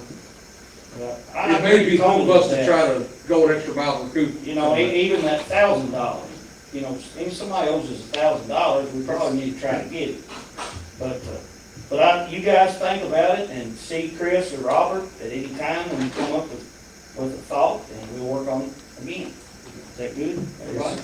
Thank you, gentlemen. All right, thank you. So now we're gonna jump back to where? Old business number one. All right, old business number one, community events. I do have if you all remember, a year ago, we were gonna seek the tobacco settlement funds We now have a new Commissioner of Agriculture. I would like for us to pursue that again, since we have a new commissioner. I don't know what page we're on now. 69. Thank you. So, but I have been in contact with Bryce, because it all goes through the local ag development board, even though it's a state grant, and that they would be the facilitator, and they would have to support it. And we have an opportunity for that, I think very, very good. A year ago, we could have got it. I was certain that we could have got it, but we didn't have the land under our belt. We didn't have the land acquired, so we couldn't get it without the land. But now that we have the land acquired, we can go ahead and get the application started, and then this will be $250,000, and we can put it in our pavilion. Well, I make the motion that we apply for the grant for 2 months as well. Second. All right, have a motion by Zach, seconded by Dan, to apply for the $250,000 grant from the Department of Agriculture Tobacco Settlement Funds to be used at the farmer's market. I see, oh. Go ahead. I'm sorry. No, I was off Any track. discussion? No, this is off track. Go Okay. ahead, I'll say something afterwards. Okay, all right, any other, Just went in my head and I said, oh, any other discussion? I'm sorry, man. You need a Red Bull? yeah, Do you? something like that. I mean, for real, you have them, they're right there. I need the water. I see you got one. All right, all those in favor of the, to apply for the grant, say aye. Aye. Anyone opposed? Motion passes. The, item number 2, the land donation, I want to move that into executive session. Item number 3, the animal shelter policy. All right, I'm gonna cut you off now. Okay. Has everyone, because it's not in our agenda again, but seen the preliminary drawings for that? We've like passed that up the last 2 meetings. Yeah, the pavilion and farmer's market. Yeah. We're waiting on the company that's gonna do the site plan. And I haven't pursued it. Oh, well, they sent So the big. preliminary drawings 2 meetings ago, and I kind of thought that everyone would see them, and I kind of dropped them off too. I didn't think it was a. I don't remember seeing a full set, it was just like a little one-page deal. What it asked for in that was where we wanted to place it. Yeah. There's gotta be more to it than that. Well, I thought they sent some other drawings and asked for. One I seen an email, that's for placing how we wanted to turn the building, where exactly. Yeah, they We wanted showed, it further they showed the back. building on the acres and that was about Did it. anybody respond? No. I thought it was just for information purposes that they I were. thought it was asking a question. Well, let's, Yeah, that's where we want to turn the building. let's, What, I put thought they effort were, into it, and, Yeah, I'll do that, I guess. and, let's get together, and we need to call it, because we approved the Hagan, engineering. We need to get with them. I need to get with them. I'll make a note to try to get in touch with them. Probably start with a couple times. All right. That's spell it right. All right, I got you. And then, but anyhow, so we'll move with that. Can Go we ahead, talk, Jim. can we talk about this? Is that the animal shelter? Yeah, well, we're talking about the pavilion. Yes, yeah, we'll do that, and then we'll do the, okay. Okay, Doug White, the guy that's building the animal shelter, called me today, he wants to meet Wednesday with the committee and stuff about, the pump, outside the building that the city's, is gonna put in, I don't know if they're gonna put it in or not, but that was the extra cost, it was not in his price, he wants to, talk about that. Also, the Sewer pump. We got a sewer pump it up to the manhole. We originally said, Julie, our 50-foot setback from the front of the building to the edge of blacktop, percent of blacktop where it was. Well, the city's ordinance saying 65 feet, so it means we're gonna push the building back towards the creek. It's another 15 foot more than what we wanted, which on the back side, if they're drawing us, it's gonna, we've got that overhead door in the back. And if we push that back 15 more feet, we may not have enough room to come in there and turn and go in that door with a vehicle. So I would recommend that we move that door to the back over to the right-hand side of the building so we can come in and go in that way. Well, correct me if I'm not mistaken, but the city ordinance only applies to the city road, right to the street. This building is in the city. It is in the city, but it only applies to the. Julie? May I ask, but what it's not a city ordinance, it's by our road ordinances. So you're supposed to have 50-foot right of way, Yeah, but it's not gonna be a city road. and it doesn't matter, city and county, Okay. okay, is supposed to be 50 foot. You're supposed to dedicate 50 foot. I realize right at the front, all we got is 35, but maybe eventually someday it can become 50. However, Can we just so ask we the Board just of need, Adjustments if they would pass this? Present it to the Board of Adjustments? I Well, mean, I think there's good reasoning. What do you think now? what, I talked to Scott about it, before I talked to Doug White about it as well. You know, if we're requiring everybody else out here to do 50 foot, Yeah, but anyone Yeah. else can go to the Board of Adjustments and ask for the same thing, and I've seen it passed. Like building a building, you know, you're supposed to be X amount of feet, and they might have a good reason to be 5 feet, and they just watch it get passed. right? And if it, is it, you know, to be a problem to our building? I'm not saying they should say yes because it's the county, they could say no, but I just, Well, and I think we've got a really good argument about moving the building back, because we can only go so far, because we're gonna run out of room before it drops off of it. that was my thought process. I mean, if you're changing the door work, that kind of hurts us for later ever doing something. You know, I don't know if it's hard to see. How will it affect us if we move that door from the back to the side? I think it affected us all. We're gonna be coming in, there's gonna be blacktop here, we're gonna come in this way instead of going around the building. I'm saying, if we had a large truck that wanted to come in, and there's not enough room back here to turn to come into that building, to say park a vehicle there or something. I don't know how much room's gonna be there, but How wide, 15 foot's gonna. how wide is that big door open? It was 18 foot. Well, we have the storage, where the little storage area coming out of that, over to that. Well, if you put it on the right side, we don't have the storage to deal with, so. We got 24 foot there. But we're gonna be facing, if I look at this right, so we're gonna be facing that door towards the dollar store. Correct. And the only reason I'm saying that is, if we have to push the building back another 15 foot, Oh, and I understand. you know, that we might not be able, you know, and it's not, probably, he won't have to charge us anything extra to move the door, it's just convenience. Would it be better if you flip-flop the storage area over to the other side and put the door on the left? Why? Because it's, well, you got more open area on the left side of the building. We got plenty on the right too. Okay, well, I mean, we do. Well, I'm gonna take your word for it, Jim. My only thing is, you got a door facing the street. Not to say that we're not a public building, I mean, It's not facing the street. it'll be facing the dollar store. It'd be facing the new road actually, because we own on the other side of Dollar Store. Of course, it needs to be mowed, of course. Yeah, but ain't this front here block? I don't even really understand. The kennel itself is blocked, yes. Yeah, but didn't we still gonna do like some sort of stone front? Not stone, it's gonna be 3 foot of different colored metal. So just a 3 foot wainscot? Yeah, around the front, around the kennel part of it, yeah. So you'll lose that except for on the side of the door. And I don't think on that store, the big storage in the back, we weren't gonna put the wainscoting on it, just on the front section, just where we see. When does he need a decision? Do we have time to appeal to the Board of Adjustments? Tomorrow, Wednesday, is when he needs to know. Why would he need to know when? Because we're gonna meet with him and hash out all these details. If we hash it all out, then we're done with him. He can get started. Color, another thing, he needs to know what color of metal, not send this whole thing out. We need to make it, tonight, we need to decide what colors we're gonna put on the building, tonight. I don't care, y'all do it. I don't care, it don't make a difference to me what color it is. I thought we discussed that all. Did we?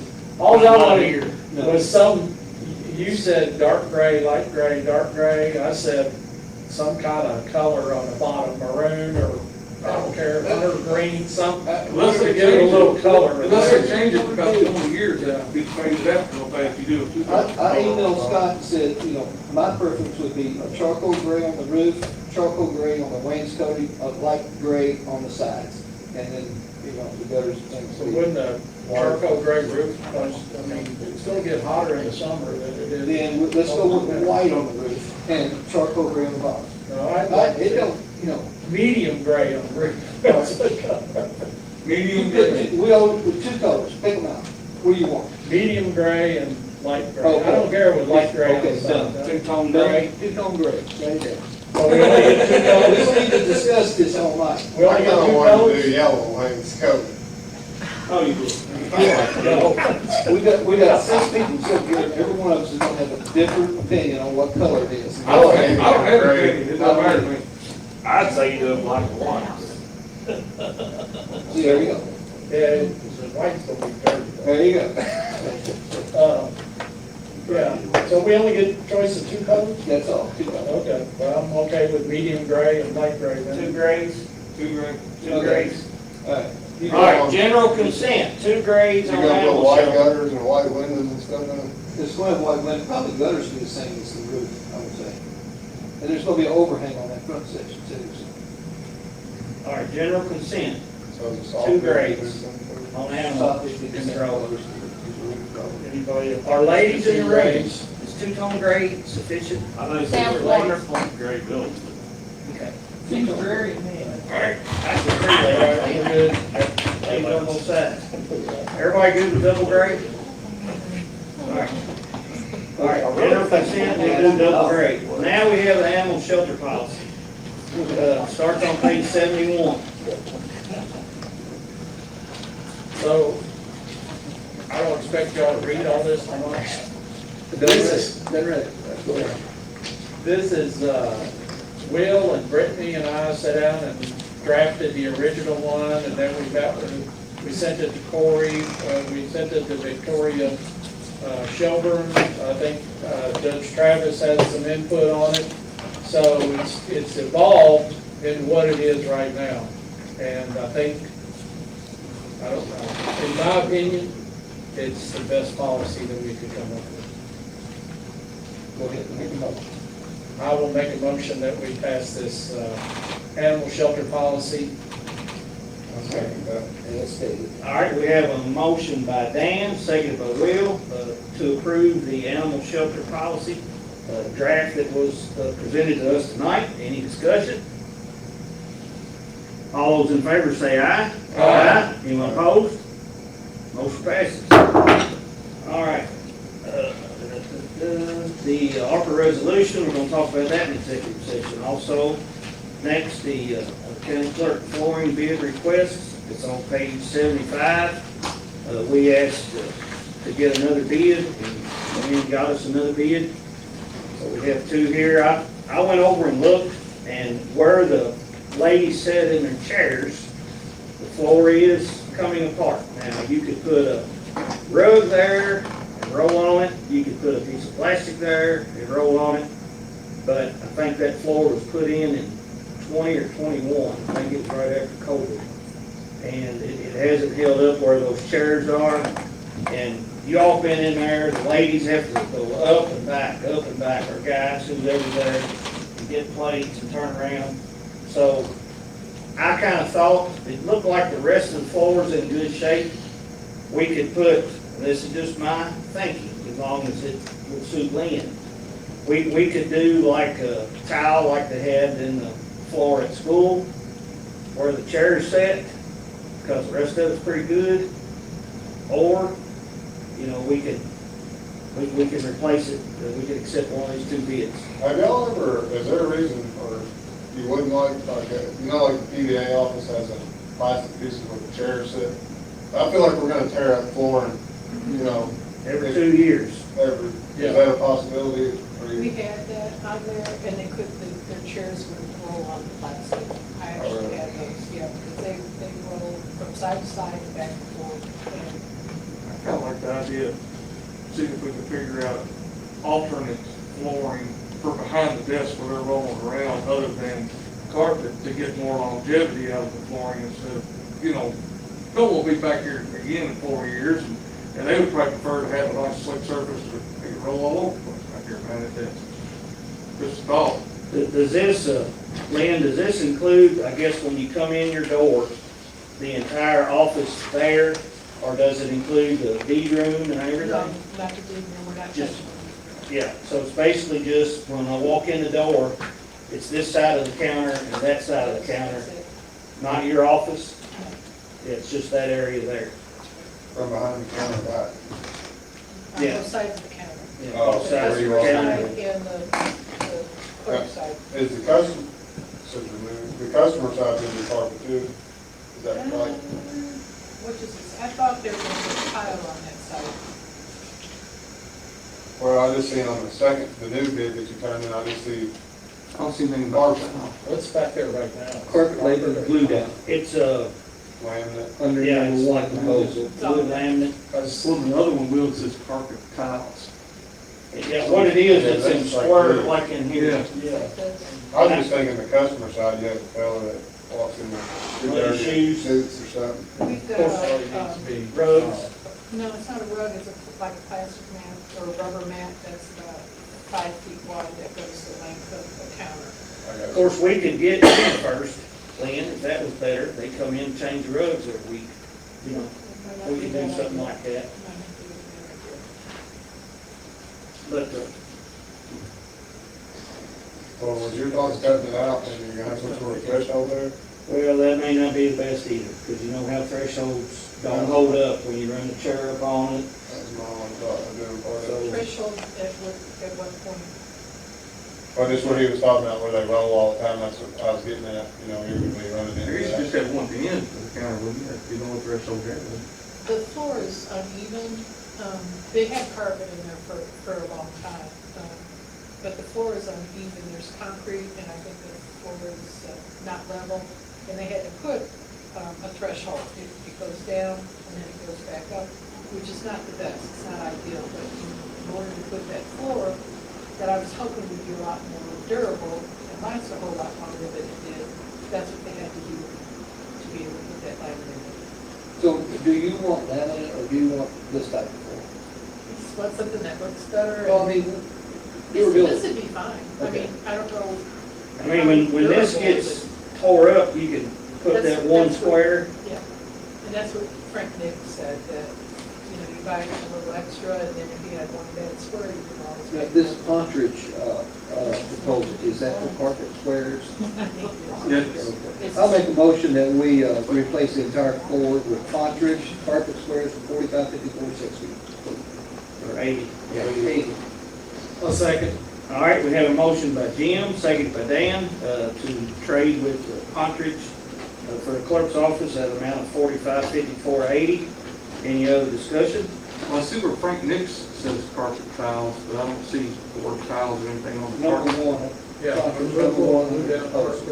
It just says carpet, doesn't say square. Carpet, well, I think Daniel called Country and told him what So they're gonna do square too? Frank had, because he came and got the SID from me. Okay. Frank Nick. Well, Yeah, 'cause they just have we're on the square assumption that carpet. we're gonna get this right here, right? yeah, something I similar to believe this. it's, Yep. I believe it's the same thing as what Frank Nick brought. You can pick whatever color you want, man. I'm gonna get this. I was gonna ask I'm you, not is this gray a- and two-tone gray or. Hey, that's light gray and medium Two gray. grays. Well, this just says You get your possible choice take of up and install shade of gray. customer area. That's in front of us, right? Yes. Is that on here? That ain't on this one.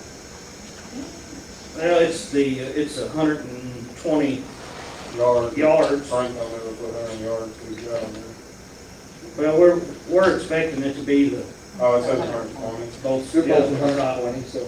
All right, sounds like a good idea to me. I'm gonna be voting in favor of it. So, anybody else like to make a discussion? Hearing none, all those in favor say aye. Aye. Anyone opposed? Motion passes. All right, thank you, Lynn, for that. Next, I don't have anything on changes to nuisance mowing procedures unless Julie or Corey or Cheryl, and they're saying no. So we're gonna move on. Number 7, I hate getting these letters where they get our county wrong.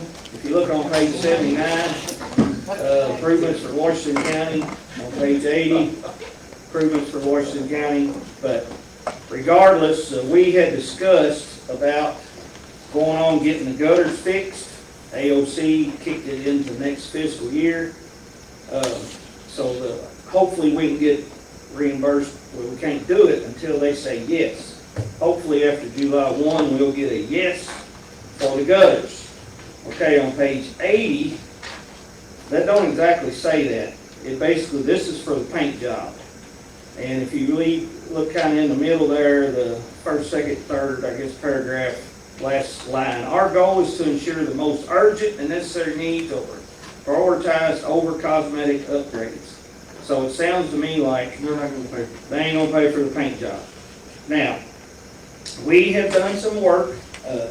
Daniel called a paint place that sells paint, and I think it was $4,000 for the paint. We were gonna rent what was the cost of renting $1,600 plus $175 each way delivery. a man basket? I want to get that right. So say 1,700. Sky truck. Yeah, well, no, man basket. Man basket. I got corrected, Jim, because I called it that myself, over and over mistakenly. But, so we're gonna be out 6,000 just for that, plus we gotta pay our people to pressure wash it and apply the paint. We're gonna have to take people off the task here and put them on task here. Or we can go ahead and agree to pay the full amount, which was 16,000 and change that we agreed to hire that one company. And knowing it'll be an additional 8,000, but we'll have the paint job done. We'll spend the time with manpower. Manpower, somebody calling it. Yeah, that's what with Bid it out. All right, we've already done it. We've already got the price, so basically I'll need approval from the court for us to go it alone and do the trade with the paint company that we already. Motion to approve. All right. I already have a motion by Jim, second by Mike, for us to go ahead and proceed with the current winner of the painting bid, and that we would cover the cost ourselves and not be reimbursed by AOC. We would ask them though, wouldn't we? I was told that you can't do it after the fact. Did we get a shade of gray? 2 shades. You need a Red Bull.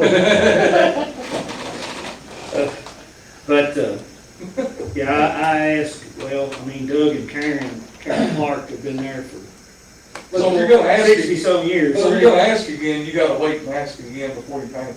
Yes, you can't do it after the fact. And even when we ask again, it'll be in July, or I think I bicentennial. read something that July. saying that they were gonna, even if they did approve it, was gonna be picked for fiscal year 2025 or something. Yes, That's July which is, 1st. it'll be July 1st, yeah. So, you know, Well, would it be heedless to wait till after the beginning of the new fiscal year and then approach them again? you gotta get approval before you can do the work. Right, I'm saying, And We don't- our bicentennial is July 27th. we want it done so it'll look pretty then. I would think that would be why we Well, I mean, would it paint needs to be it. painted regardless, it ain't been painted in 40 years. No, actually, our people painted it in 2017 with some inmates. Oh, And it don't look, the pictures look pretty good. It held up from then to now. And I think it needs painting now. It's pretty bad. So, all right, we got a motion on the floor for us to go ahead and move with getting the courthouse painted. All those in favor say aye. Aye. Anyone opposed? Motion passes. But we will, we'll wait on the gutters till we can get reimbursed for that. All right, I've got new business. You see on page 81, we opened the bids the other day. And basically, the bids that are mentioned here are what we approved. Shelbyville asphalt is only FOB picked up at third place. Quality was the only one that bid. They've got a delivery on page 86 is a haul, including the price. Page 85 is just the price. And then Mago lowered their price about 10% over a year ago. Now, when we bid it out, we had discussion, and y'all can blame me. Y'all can blame me and I'll take the credit or the anger or whatever you got for me. But last year, we were very upset, I was very upset, that we wanted them to come work and they didn't come work. And we couldn't get someone else because Mago had won our bid. So, they actually came in the office 10 minutes before 2 o'clock the other day for us to open bids. And Todd had a discussion with them about our dissatisfaction last year, and that better not happen again, and so forth, along those lines. And also, when we advertised it in the paper, we did put a stipulation that if they don't act in X amount of days, then we're gonna scrap it. But they did lower our bid from the base laid was 86 something, now it's 78. And then our surface laid was, I think, 89 something, they lowered it to 82. And then I asked the question, how much y'all got on the books? A year ago, they had 1.9 million tons, now they got 1 million tons. So they are caught up from where they were.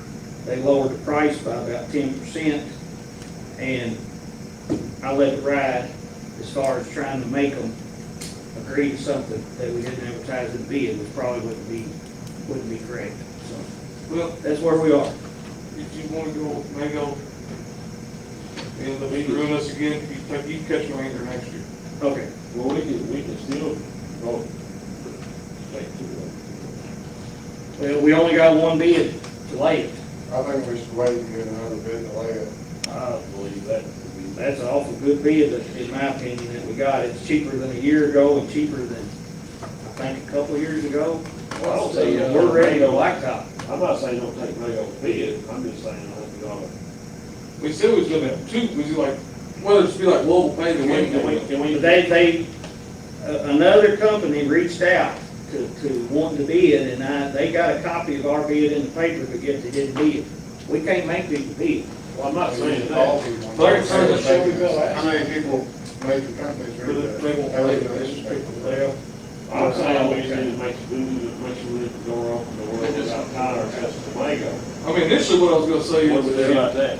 is you reject all these bids, and you put it out to bid again, and see if we can, Potentially in that throw in language about the, get it done in this fiscal year or. I know they gave us a good price. Notification for emergency services and with stuff. You know, and there was one other thing too, that I think we definitely need to put in a contract with whoever it is for them to clean the grass, grade the grass off the edge of the road before they blacktop it. the more demands we put, the higher this price is gonna be. Well, that's common it's sense. almost a must that they grade that grass off the edge of the road, because that crab grass goes over 3 or 4 inches on blacktop, and they blacktop to the grass, and then they, the road gets narrower.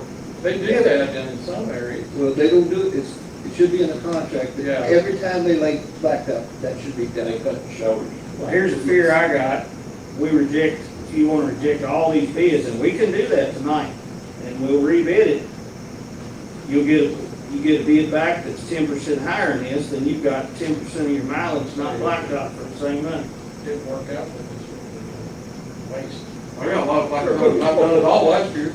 And then they come back and say, okay, we'll do what you want for the same price they gave us. And what's going to play. I got to go back and say, well, that was the same price, but about the same point, we didn't get what we were going to pay for last year. But I am convinced that we got a point across good enough. So I was out that. I just wish we had some sort of wording, Yeah. obviously fine agreeing with it, but, I mean, we were supposed to. And pretty much the only thing you have an agreement on is the price. You have no agreement on completion times, method of work. Well, we can put in there that they grade the grass off of it. Yeah, we That's redid it. specific. Right. Why does rebidding it, why do we have to have language for rebidding it? Shouldn't that be something within the county, we can have something that says if someone won't do it? We have to refer that to legal. It's a request for bids, I mean. It ain't got nothing to do with the bid, it's our policy. We can't have a policy that says if the blacktop company doesn't do it within X, Y, Z, we go with someone else. Agree with that, and you only have the one bid, you're not gonna have to pay for that. We won't have any bids. Right. I mean, it's just kind of like, you don't go up front, certain stipulations, It's hard to bid. it's hard to put a number on it.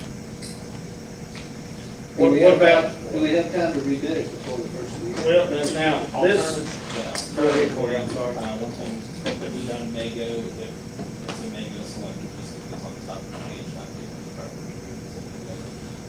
but if they are selected, the award letter include that, and if they want to accept it, that point, and, the award letter include clearing off the grass and then, Yeah. services. Not clearing off grass, running the shoulders back.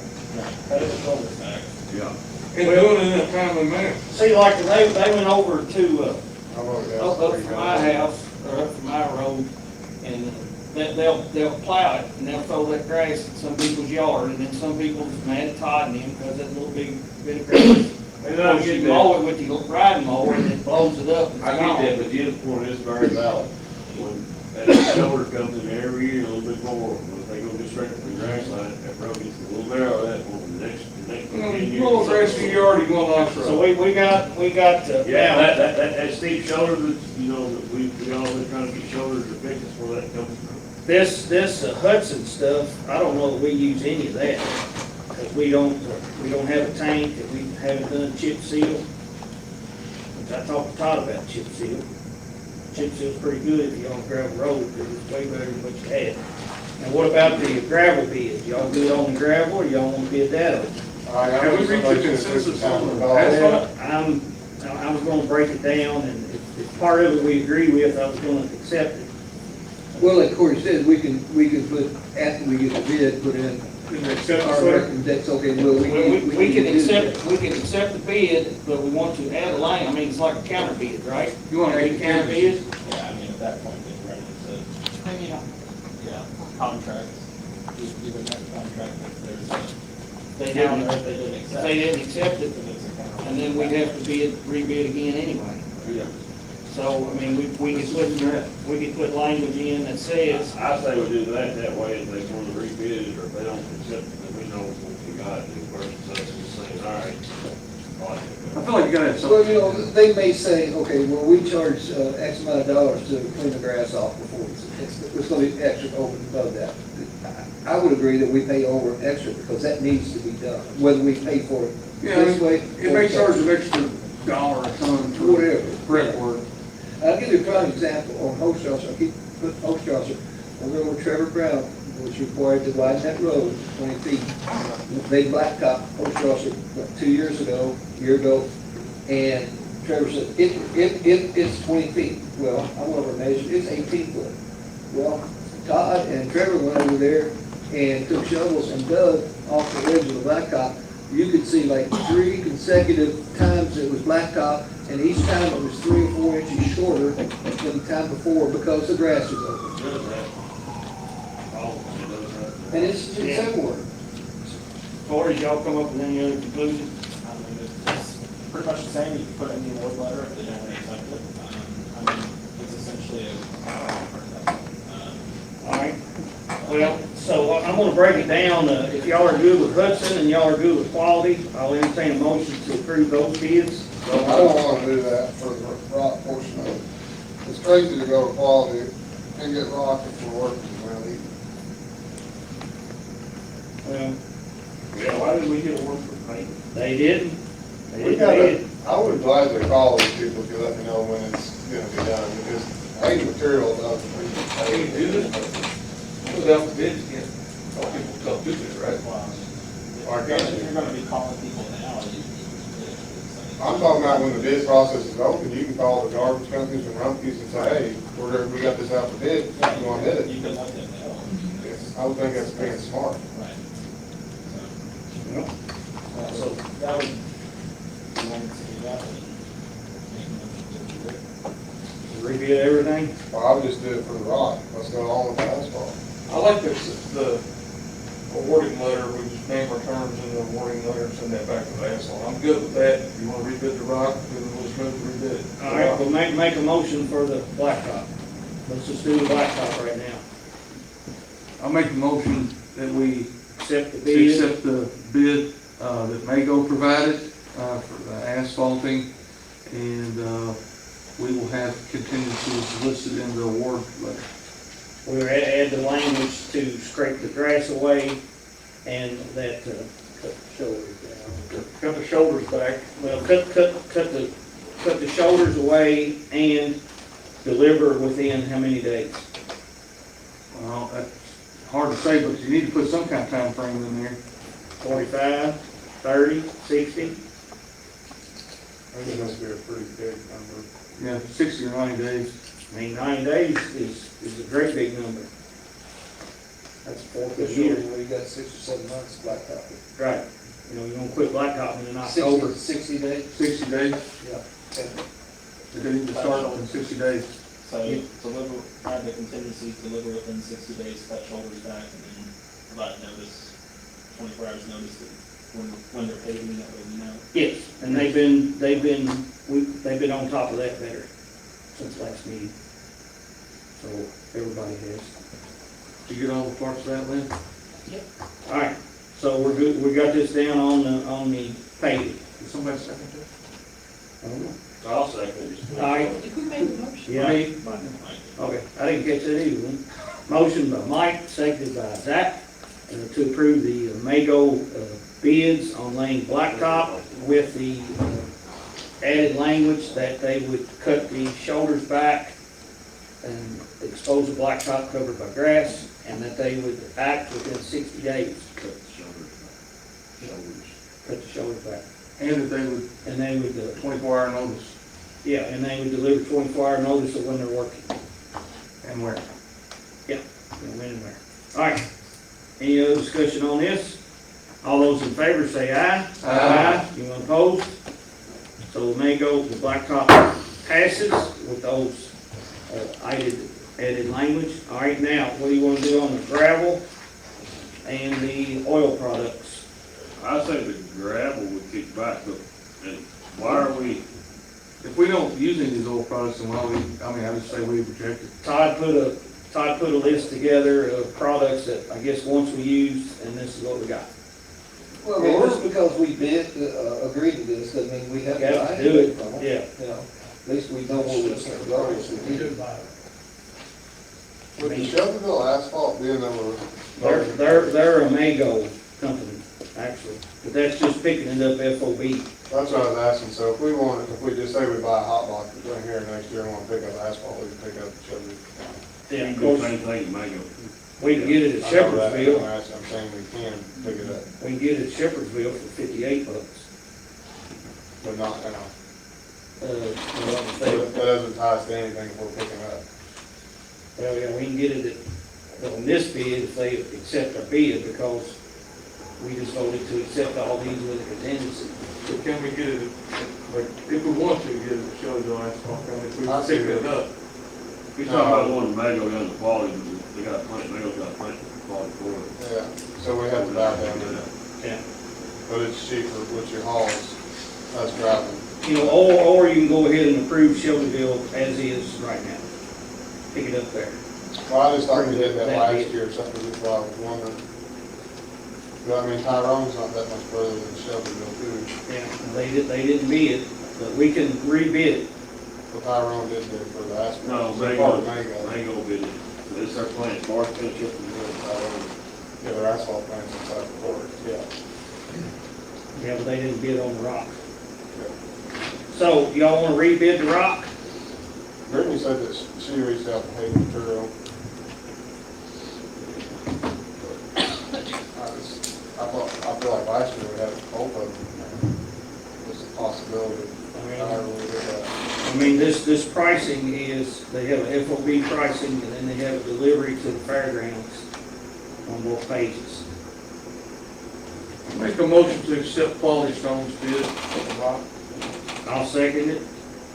So I have a motion by Mike, seconded by myself to accept Quality's bids for the rock. Any discussion? Hearing none, all those in favor of accepting their bid, raise your right hand. 1, 2, 3, 4, 5. All right. All those opposed, raise your right hand. 1. Single bell. Motion passes 5-1 to accept the quality bid. All right, what about the, I'll make a motion to accept the Shelbyville Asphalt Company bid as stated, the FOB prices at Shelbyville. Second. All right, have a motion by myself, second by Mike to approve the Shelbyville Asphalt bid as stated. Any discussion? All those in favor say aye. Aye. Anyone opposed? Motion passes. All right, now the Hanson, if y'all want to accept the bid or move to not accept the bid. You know, we owe it to them, they bid, we need to answer them. So even though we haven't been buying that, Do you think there's any possibility of us buying any of that from them? I don't know, but Well, again, it's we not- don't have to buy it. It's not gonna hurt us one bit if we agree to this. Well, yeah. We got it, and we know what it's gonna cost if we do it. If Well, we make a don't, motion, Jim. I make a motion, we go with Hudson for the, materials stated. Second. All right, have a motion by Jim, second by Mike to go with Hudson for materials stated. Any discussion? All those in favor say aye. Aye. All those opposed? Motion passes. All right, thank you. We got the bids done. All right, page 95. We got 87. Yeah, 88. yeah, I missed that. 87, 88. Okay, yeah, hold on. That's our. All right, yeah. Road. 87, yeah, this is what we were talking about earlier, where he had the hearing. This is about the county road aid agreement, page 88. Yeah, it goes all the way to page, basically 95. Do we need a motion on this? We'll need a motion to approve the county road aid cooperative program agreement. So moved. All right, motion by Mike, seconded by Jim, to approve the county road aid cooperative program agreement with Commonwealth of Kentucky. Motion is second. Any discussion? All those in favor say aye. Aye. Anyone opposed? Motion passes. We now have a resolution on page 94 that will pass. If y'all pass that down to Lynn, she has to sign that and record our vote. We'll pass the resolution. Let's go ahead and do it again. We'll pass a resolution that fiscal court accepts the roads and streets referred to in the contract as part of the county road system. So you guys can read, but it's a resolution adopting and approving the execution of that road aid program. So moved. Second. All right, motion by Jim, seconded by Mike, to approve the resolution adopting the county road aid program. Any discussion? All those in favor say aye. Aye. Anyone opposed? Motion passes. So we got that done, and it'll be easy because all ayes. All right, page 3, or not 3, item 3, page 96 to 99. I have been told that they are out of money. Try again. Last year, we did not get any funds for this. We listed 8 priority places that are in bad shape and would probably score a poor enough grade. And it's not complete roads, it's portions of roads. We have 8 roads listed, but I would need a motion to approve the discretionary list to request. Motion approved. Second. All right, motion by Mike, second by Zach to approve this discretionary list, and we will send it on in hopes of getting funding. All right, any discussion? All those in favor say aye. Aye. Anyone opposed? Motion passes. Next, on page 102, you have a list of flex funding. Now, we for sure got this money, and basically this is 2 subdivisions. And one is in Wheels District, the Tyndall Ridge, No. Tyndall Place. Okay, I got it backwards. So over on Lily Pike is Tyndall Ridge. Tyndall Ridge, and Tyndall Place is up here at Little Mountain. Okay. Yeah, we have a lot of fun with that. So, I bet you do. So, but what this will do is, we already worked over at Tyndall Place, doing the main drag going in there. And this will finish the other 3 roads. And pretty much these have not been touched since built. And so they've held up pretty good, but this will put surfaces on them. And it'll take care of these 2 subdivisions where several people live. And now, in a minute,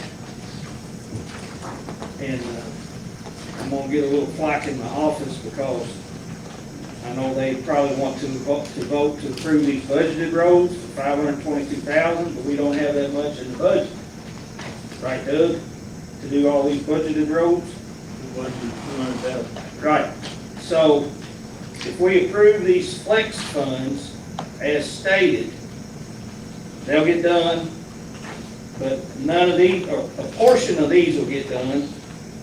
We got 200,000 of budgeted money to do these, and I mean, there are some on this list that we could probably get by with not outdoing, and then there are some that we need to do. I don't want to sit here till midnight discussing these, but if we can do these budgeted lists, because we don't have a timeline on these.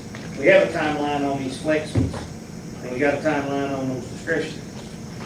But we don't have a timeline on these. So you need motion for the flex right now. Yes, if y'all want to get those done. So moved. Second.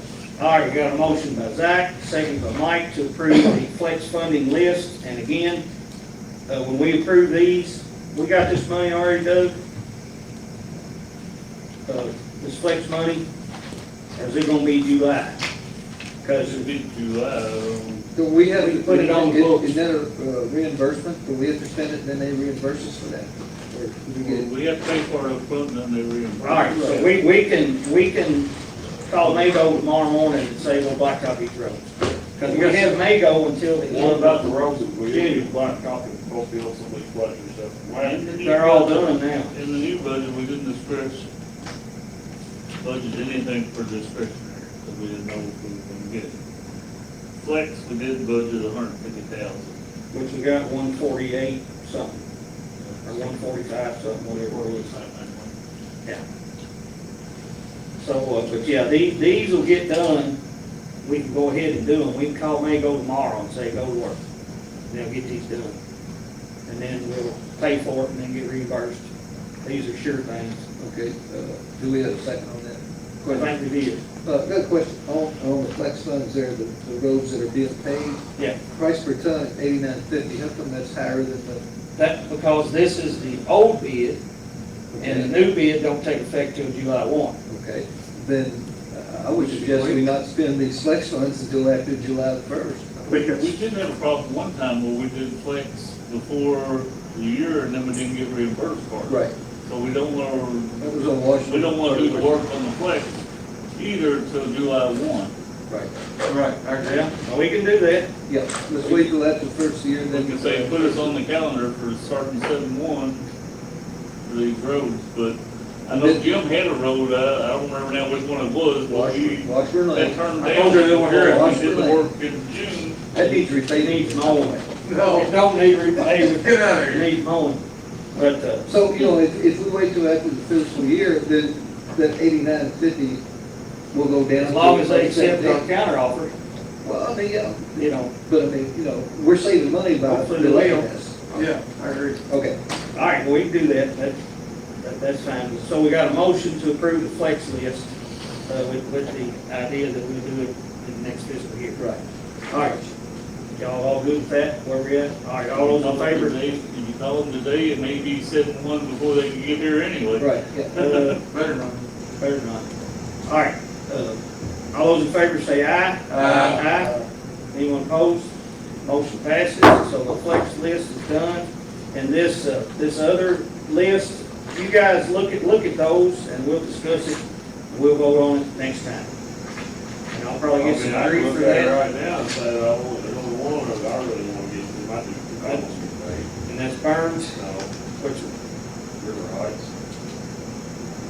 Yeah, there's only one street on here. well, we can discuss right now, do I say we budget just money. Get it over with. All right. And then we, give it some call. I like to have Hickory Woods and Dole Run, we did, just to finish that subdivision out. Did some other work You there. said And they're pretty down bad the street shape. after the. Well, we just figure out what roads we want to focus on. These are the roads. that we We'll have to want. see. Now, we'll have to do them next year in the new budget. Yeah, but we can go on the side of these are the roads. That's we want right. to do. All right. Do this cost, this we want to do next year. All right. Whatever. So basically, we're picking winners and losers. I mean, there's Right now, yeah. there's one road, yeah, number 5, in my opinion, is one you can mark off. I'm planning for Todd and them to do some repairs on that road while we're waiting on FEMA. I got a way to get around, not get around a bad place, but we have a way to repair that to make it way safer until FEMA can come around. Well, I would like to add on there Old Ashes Creek.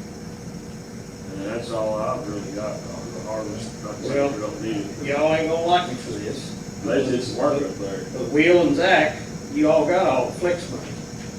So, Dan, Carruthers. you, Mike, or Yeah, Jim, Carruthers Lane is the only one I have on here that You know, again, I don't care who gets what. The pick the worst one. worst roads need to be Yeah, the redone worst first. roads. I'm good with that. I. Carruthers was on there last year and didn't get done. so- All right. Well, I'll say this, out of my whole district, Hickory Woods has been my squeaky wheel. Nobody's called about anything else, so All right. Hickory Woods Drive and Don't Run, that takes care of my constituents. All right. Or the only ones that's complaining, so. Of course, that's about 120,000, Yeah, so, we only got 200 budgeted. Well, but we can find some more money. We can be prudent, we can do more than just 200,000. We'll save money elsewhere, hopefully. You say Hickory Woods, Hickory Woods Drive and Number Don't two. Run. 77. Yeah, plus 46. Number 3, he wants 2 and 3. Oh, really? All right, all right, I'm fighting for my people. all right. So, All of them? y'all bear with me. All of them. Y'all bear with me. You're done. Sorry, Mike. All right, now Dan had, which Dan, Carruthers? Carruthers. All right, you're done.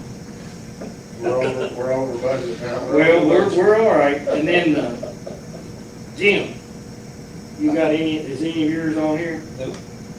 Yeah, I mean, but we need to do some patching on some of yours. Yeah. Last year I looked through and we can, Well, you know, we got Schultz Lane that needed, but I mean, you know, we deal with it. well, Schultz is one on our discretionary. Well, we're not getting it though, so. Well, but we can take, now you guys look back at that discretionary Does list. that include how many votes that's in the district? Yes. Yeah. Make sure. Yeah, y'all look at the discretionary list, guys. Because I can tell you, and I'm just gonna skip 1 and 2, because I can deal with those crappy roads some more. But Cooks and Mitchell are terrible. That's what I was going to get at, Cook's Lane ain't going here. Well, it's because it was in the discretionary list. Now, I'll do this. I reached out to Senator Higdon, and I reached out to Bobby Joe Lewis at the Transportation Cabinet. And I was crying, and I said, we didn't get nothing last year. We got all these junky roads, we need something this year. And Senator Higdon got back and said something about 3 roads. And I haven't had, I aiming to follow up today, I didn't get to it. Pick the longest 3 we got. So, but, well, it was about 170,000. And that, he could have thought that was my flex amount I might have got, or gonna get. I don't think it was the county road aid, but if we can just kind of have an agreement here, amongst us, no, we don't have to vote on it, but Schultz Lane is on this list. It's in good shape. There's one little bad place that we can patch. Shelby County. No, it's in Spencer. This part is. Barely. Now Snyder Road, we did some patching on it, and the resident was here happy that we did some work on it. But I wanted to put it on discretionary in case we could cry and get some money for it. How Now, about the Snyder that goes from Love Lane? yeah. But we did some patching on it, because it was bad. You know, there's 6, 8 folks live there. We did some patching, and he was here, and he was happy. Now, Hoagland Road in Lakeview, I haven't been up there for a few months. I don't know what kind of shape they're in. I haven't been up But Cooks Lane and Mitchell, and that's basically there. I've 150,000. been back in there. Remember? They are bad. Yeah. They are bad. They're as bad as any road I've been on in the whole county. There's a power line back there. God wire that goes out to the middle of the road. There's a That's guard right. right No, I agree. There's one right there in the curve. It'll cut semi there, right? Right, yeah, I looked at them last Saturday. That's one of mine. Speaking from The experience. guide wires, guys, are right, almost in the road. They are in the road. The guy wired in one curve is in the road. In the road. But, In the road. but we can, on these lists of 8, and again, we probably need to look at Lakeview and Hoagland, but Cooks Lane, and the end of Cooks Lane and the end of Mitchell Lane is absolutely terrible. But if we get some, if we don't, I'll track down what discretionary we have, but we may need to come back to those with budgeted money down the road. If y'all are good with that, then I'll go ahead and stick to this Last list. year about Cook's Lane, I told some of them we were gonna fix the road and then. Well, we're putting shoulders on it, and that's a fact. Well, I was thinking asphalt, but almost certainly thought. All right, go back to page 104, and let's pick the gotta haves. You mean 103? No, 104. I don't even have no page numbers, so. Yeah, they are. No, it's not. 103. 103. Oh, I'm sorry. I'm sorry. I think you mean 103. No, I'm on 104. Budgeted roads paving. Oh, no, it's just going down, it's the same list again. Oh, yes. Yeah, it's got dollar amounts on each road. So we got Hickory Woods, Dole Run, got them circled. All right, and then we got Carruthers circled. Now, you had one, Zach? River Heights. River Heights, 26,000, that'll finish it up. I would love to have that done. All right, let's circle that one. Will?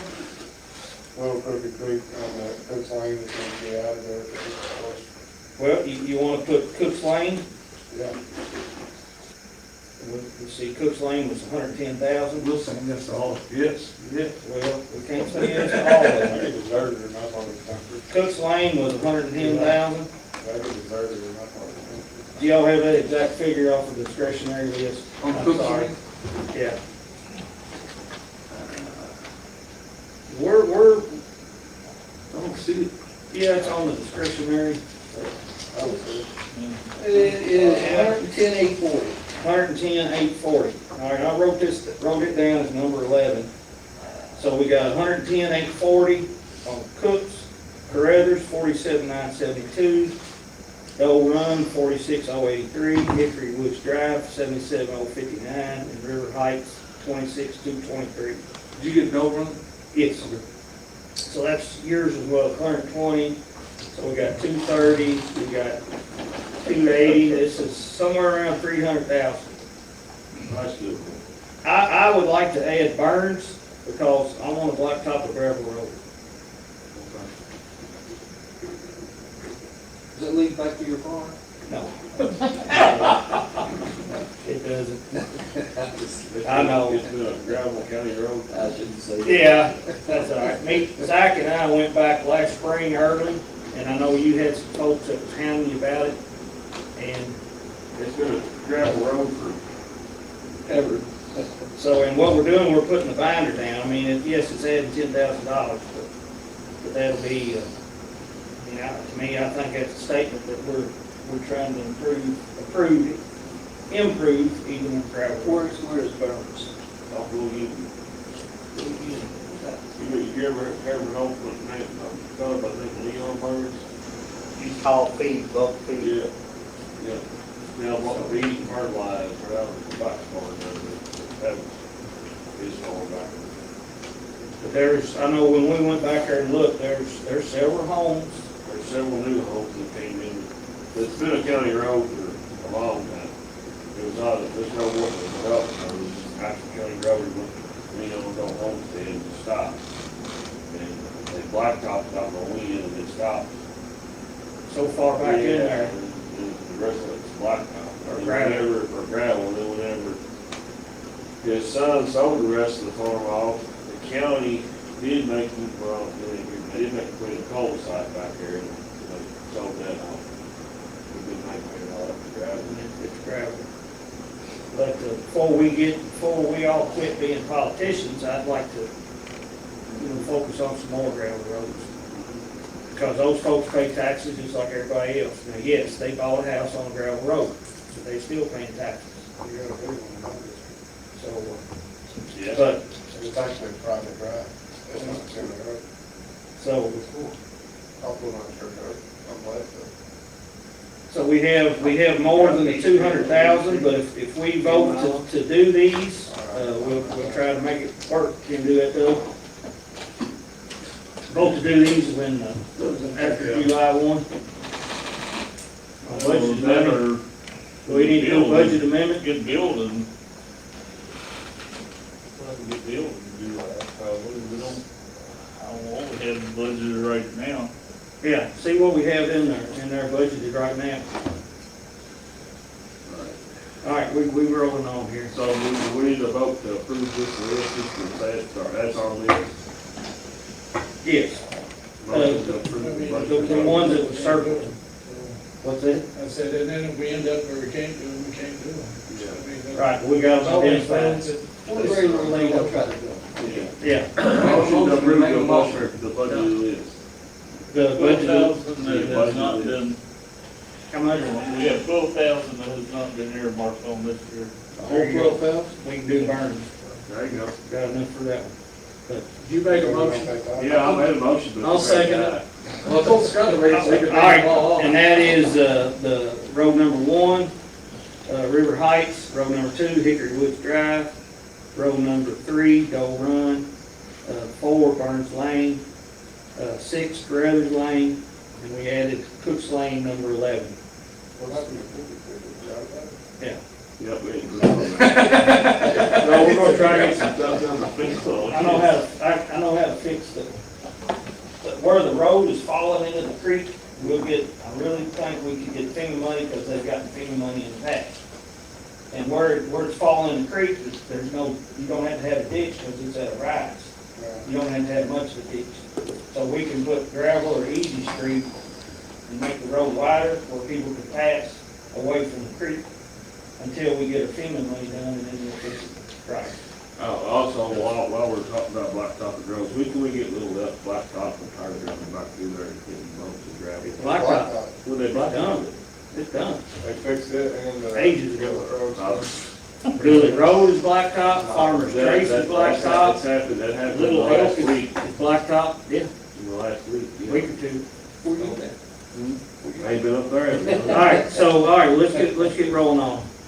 We're just 2.5 hours. Just one comment. Yes. Could you reach out to Higdon or James Allen about 1633? It's a state road, I know, but it's in Dan's district, but I think I get called, it is the roughest state road in this county, period. I've talked to him, I don't know how many times, and he said that it's not on the list, but they come out there about every 2 weeks and put a patch in a hole.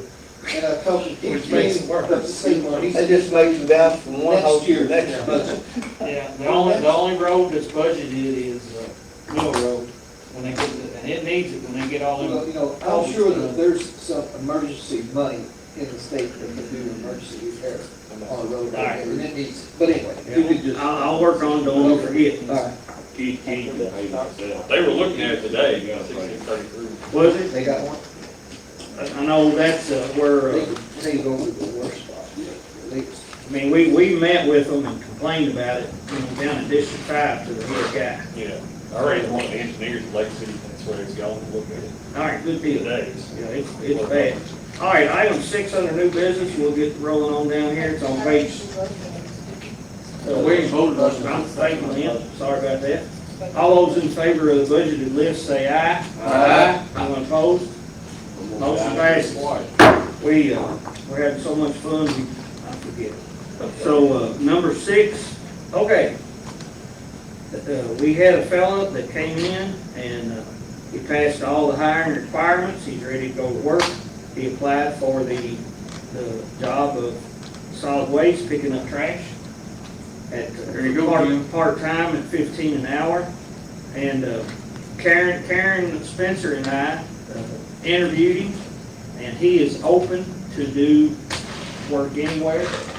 So I explained to him how the litter abatement money works, which that'll be where we start, is with, at recycling. But if we do need someone elsewhere, he can fill in those blanks, and he understands that it's part-time. He's a retired military fellow. He lives out at Cochran Hill there at Waterford, and he wants to give back to the community by doing that. That's his words. He's excited about having an opportunity, so. Motion to approve. Second. All right, have a motion by Zach, second by Mike, to approve Joseph Salas, part-time for $15 an hour as a general laborer, being home-based out of recycling, basically. All right, any other discussion? All those in favor say aye. Aye. Anyone opposed? Motion passes. All right, we took care of the EMS, so that's done.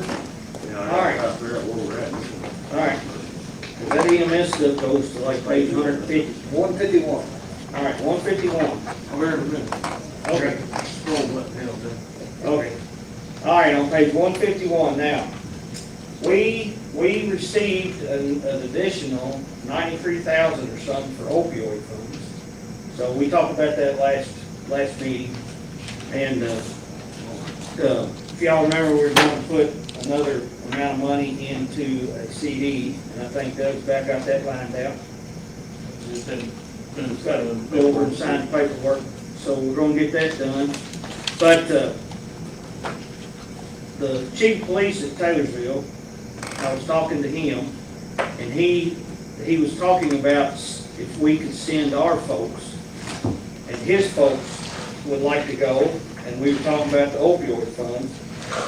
On page 152, now yes, this is a training that is out of state. And you see it there, July 21 to 23. All right, I don't know about the one on page 153, the one in New York. I don't know about that. But, so focus on this 152. He would like, and I appreciate Andrew and Scott being here tonight, so the chief of police's idea was that some of their folks, some of our folks would attend this together. And if the opioid funding would work for it. I passed out to you guys this paper right here, I almost forgot. Looks like it wouldn't afford this. Yeah, it says it from Lauren Carr. So basically, yeah, up there at the top, she looked like that it should, that it appears it would meet it. And,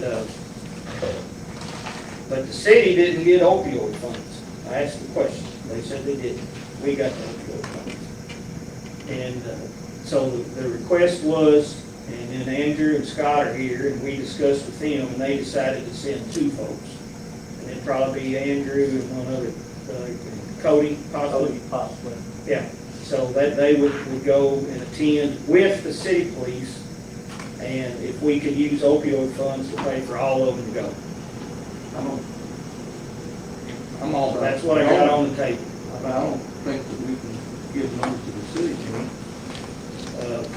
I think it's up to us. That's a legal issue. One government, I mean, see, giving money to another government. This would be paying the. Paying their way to get training Collaboratively. collaboratively. Right, it does appear to be listed in the. It does appear to be listed in the Kentucky Opioid Abatement Advisory Commission statute. That is, if we're going to do a contingent, I'll have to confirm with them as it relates to city police, because if you got instinct that for you all, I kind of share in certain respects of, I want to make sure that it's good to go. Before Yes. We would approve that, but I think it contingent upon being that. That it all being legal. Yeah, I mean, I think it's abundantly clear that the 2 from the sheriff's office would meet the requirements. It's just making sure that if we were to pay as the county, of course, the city didn't receive opioid funding. This would be for the purpose of the supplement funds. So I imagine it would probably be okay, but we'll just have to Yeah, check it out. confirm that. Well, I don't have a problem with us paying with 2 of the city. 2 for the county, 4 or 5 for the city. I think it's just 3 SROs. Oh, 3? Okay, the SROs SROs. from school. I don't mind paying, I don't make sure we're legal to do it. Right, because I tell you what I think is that we're gonna have a hard time spending this opioid money we got. I mean, we ain't on any of it, so where we gonna spend it on? Certain things, if this covers it, let's do it. And then we can go to the city and say, hey, guys, Yeah. we're working with you. We need that Animal shelter, service, and we're a little bargaining chip. I'm serious. I'm down. Scott, has this been, When you gotta know about stuff? are we sure this is an approved expense for opioid funds? According to this email. And that, well, Corey and then this person, yes. We gotta make sure that that's correct. And I mean, I would like a motion to, if we land on 5, that would be a joint, Spencer County, Taylorsville, to be used by the I'd like to opioid. send everybody, but I just can't go there. So here's, and as long as it is approved by the opioid settlement funds, that Cory can get all hashed out. So, Yeah. you want a motion? I can Looks make like it. subsection 15, I'm sorry, not 15. I think 14, opioid related emergency response services. I'm not paying the city salaries. I'm sorry, 13, supports the education of law enforcement and other first responders regarding appropriate practices. Well, they didn't get paid the worst here. And I don't have, and I did have, but I didn't bring it, what the total cost was. Well, it looks like Y'all the remember? registration cost is $500 per person. Yeah, that's the registration. That's Hey, Scott, Yes. Andrew, What the two flights and all that. were there any closer places than Florida and New York? that get this training? Not with beaches. Training. And like I told you, Scott, I get emails every day. Other This airports. training, come to this training, come to this training. Or if we went to every training they sent me, we'd never be here. Well, I mean, So this is a training that will work out some fun, and the city is on board wanting to send some of those people. but I'm saying, is there some place like Louisville, Kentucky, or No. Lexington, Kentucky, you can No. go? I mean, no, it's not. And I No, mean, but nobody in the state offers any kind of training like that. Not this like level. this training. It's just the way it is. I'm just asking, there's not. Yeah, and I mean, you know, and I think I forwarded a training to Scott the other day just to show him that, hey, here's another training. I mean, it's endless amount of trainings that they want you to come to. And, you know, it's all selling, you know, but this is one that we really could use, and especially since it's not really costing us out-of-pocket funds. So hopefully it's money. Well, can we just get a full price together for you guys? What do y'all think it's gonna take for room and board and flights? I've got that. Brian gave me that, but I don't have Well, it, I don't remember. And then let's just push it to the next meeting, and that'll give them time to make sure that legally everything's okay to do what we need to do. And I just say, you know, if everything's kosher, then we just do it at the next meeting and get Andrew's money, so Well, if everybody's okay. I mean, this is July, so I mean, Registration. Flag of July. July I 20th. talked to the president, they still have spots open, I don't know how many spots they have, but. I mean, they could fill up. Well, I mean, I think that they can go on and say, you line your spots up. I'll hold on, man. I don't care. Well, and we can put an amount up to a certain amount of I was dollars. gonna say, here's the thing, the difference between sending somebody to Orlando and the difference between sending somebody to New York City is gonna be a big difference. Lodgings. I really think it was, I mean, it was minimal what the whole thing cost. You know, the airfare was a few $100s, and then the hotel, I think it was loaded up. How many altogether? Five altogether. But I'm thinking 1,500. And the SROs, look at it like this, the SROs work in our county schools.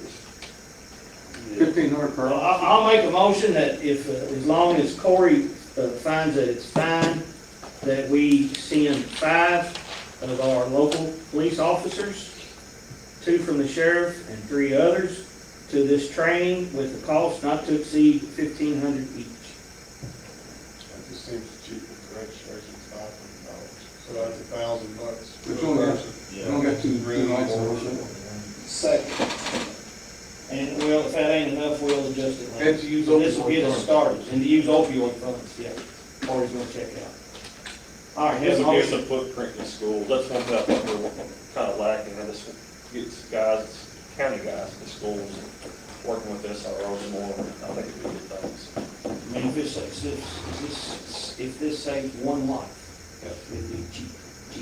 Well, another thing that's happening with the DARE program is when we met, and I think you was in the meeting. I missed the last one you had. Okay, anyway, they not only want Julie to do the DARE program and have the K-9 in the school when she's teaching the DARE program, but also become one of the officers that walks the hall. You know, so, you know, like you said, we're trying to get more footprint in the school system. And we have funding to do it. I mean, we have funding to do it, and I mean, this one CD in 1 year, like, it's an interest.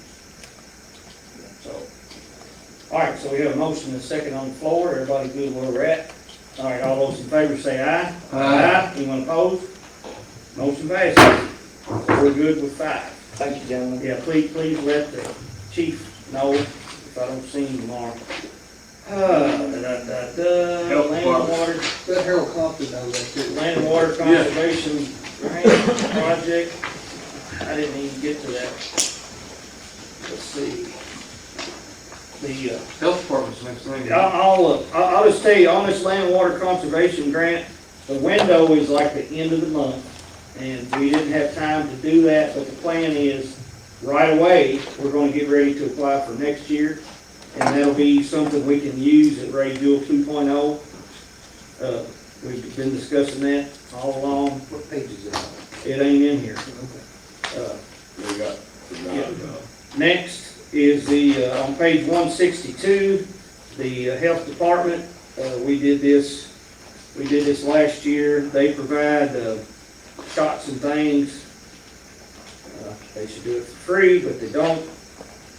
They supply shots and things for hepatitis B injection on page 163, TB test, and hepatitis A injection. We just need to approve Motion to approve the contract with the local health department. second. local health department. Question, why are we paying them? I agree with you, Dan. I agree with you, Dan, but if somebody needs it and we don't have this is something we need to bring up at our meeting. I agree. I work for the city health department in Jefferson County, gave us free vaccines and stuff. Who's the second on that? Zach. Well, now this is probably, it'd be us paying it, so it would be free to the employee, but we gotta pay the health department. Is this for accidental exposure? Yeah, that's what I'm saying, we gotta pay the health department who Yes. has $1 million in the bank. $1,600,000. $1,600,000. Well, I mean, they did a little bit more. So, and that's just local. The district's got 10. That's what I'm saying, a little bit more. I don't know, but I may never get that nut cracked. If that, but that's, anyway, I can't get, but we're working on it. Yeah. They turned down my ambulance ask, I know, we're still working on it. the health industry is greedy. Okay. So, all right, we have a motion and a second to approve this. All those in favor say aye. Aye. Anyone opposed? Motion passes. Do we have the invoices, bills, and transfers? Y'all have any questions on any of those? Well, now I won't pull that up. Do you think they have the $43,000 transfer to do the striker, to make a purchase order on that? All right, would you like to read off what that needs to look like, Doug, and we can write? Well, I'll email it to Lynn, but $43,000 to 5140-5500, which is ambulance equipment. Take it from the workers' comp line item right now, and then we'll put it back when we do the budget amendment next meeting. Okay. Then we should be getting the bills for workers' comp and liability and all that. We don't pay in June, so. Right, we get a discount for paying in June. So we'll add that on page 177. What Doug just mentioned, that'll take care of getting the ambulance equipment bought right away. I would like to bring up one thing. Yes. So, under animal control, I would like to set a standard on who we're going to use for what, because if we have the option of using the Humane Society vet, and it's a lot cheaper, then that should be our option, then we should do that. It should be mandated that we do certain things with using the Humane Society vet, and certain things using Elk Creek that we can't get from the Humane Society, or else the chief. You know, I think we can figure that out as we get into the new animal facility. Well, we have their price list, and the vet's there every Monday and Friday. You just have to make appointments with them. They are cheaper. They are cheaper. There's no reason to should. Yeah. One more thing before we get to the business. I know Industrial Drive, that goes back to the recycling. it needs to be restriped, the road does. The yellow lines are completely gone on it. It goes back to EMS headquarters, and it's got turning lanes that go in the country mark. They're non-existent. I mean, it needs restriping. All right, I'd like to bring up one more thing that, I've left this room twice tonight to take phone calls. Both of them were about people being in subdivisions soliciting. I told them, I said, I don't think we have any teeth in the law to stop people from soliciting, but I told them I would check. I mean, do you have an answer, or that would be like an. Right off the top of Are your the head. HOAs, or do you know? Huh? Where are they? Are the HOAs? One of them was Cottonwood from former Master Jim, Mike Moody. And then the other one was, I know they're in Actually, Hillsborough, because they come knocking on my door all the time. Well, I had one come knock on my door too. Or HOAs, they can vote to put up a sign in the. well, the Ashton Meadows that called, he said, we got it in front of our neighborhood. He said, I got it in my front yard. They still knock on my door. I don't really know that there's, I told Mr. Moody to call the non-emergency number, send the deputy out there, see if we can kind of tell the guy that it's almost starts to skedaddle, let's get out of here. Do we have a county ordinance? But I don't think there is. Off the top of my head, I know. I don't think there's any state law that says I can go out there and tell the guy, I don't like you doing this. Just like I couldn't go around here and tell a restaurant, I don't like you doing this. So I just wanted to bring that up for y'all to mill with, if you could get back with me some kind of answer so I can get back with them or something. I would think if there's literatures posted that it would be, considered justified. I know what we did, out in Mount Washington, Scott, it's kind of like a way around the bush, but it helped out is we would go out there and check them out and get all their credentials and see if they had a business license. And then, once we turned that over to the business license people, that put a lot of them to an end. Well, I've got one from my neighborhood last week. I mean, I was talking with Stephanie about that one. are they selling something? The one that was in Ashton Meadows, no, I take it back, it was Cottonwood, they were selling, wanting to come in and spray for bugs and stuff. Yeah, that's the Oh, one that's we the guy get, with the pest Segway. control. I don't know. I think it's a guy, that's a guy that's on the Segway. Did the guy, They didn't say another segue. did the guy come up on a hovercraft? I don't know. He didn't say nothing about it. He didn't say nothing about the spacecraft. Now, there have been a lot of people out from AT&T handing out paperwork saying you're gonna get fiber. Yeah. So we're gonna be in your neighborhood, and some of our people don't speak English, so, if you have an issue, call this number. Yeah, there was somebody that called in the office and they were actually digging, installing fiber. And then once they found out what they showed, That was out I think it was out mine at the woods up there on Concord Hill. They was digging a bunch of, they were digging holes Doing everywhere. it by hand. Yeah. They did it by hand, I saw them. I was like, what in the world? They come down and built the road and It was like a chain gang. they dug by hand around. There was about 20 of them by the time they all got in there. They stayed till dark and got it done. 20 guys, they all had their own post over there. Yeah. Never seen nothing like it. Anyway, they're running fiber like crazy in Spencer County. Motion to pay the bills and make the transfers. Second. I already have a motion by Zach, second by Mike to pay the bills for transfers. Any discussion? Any more discussion?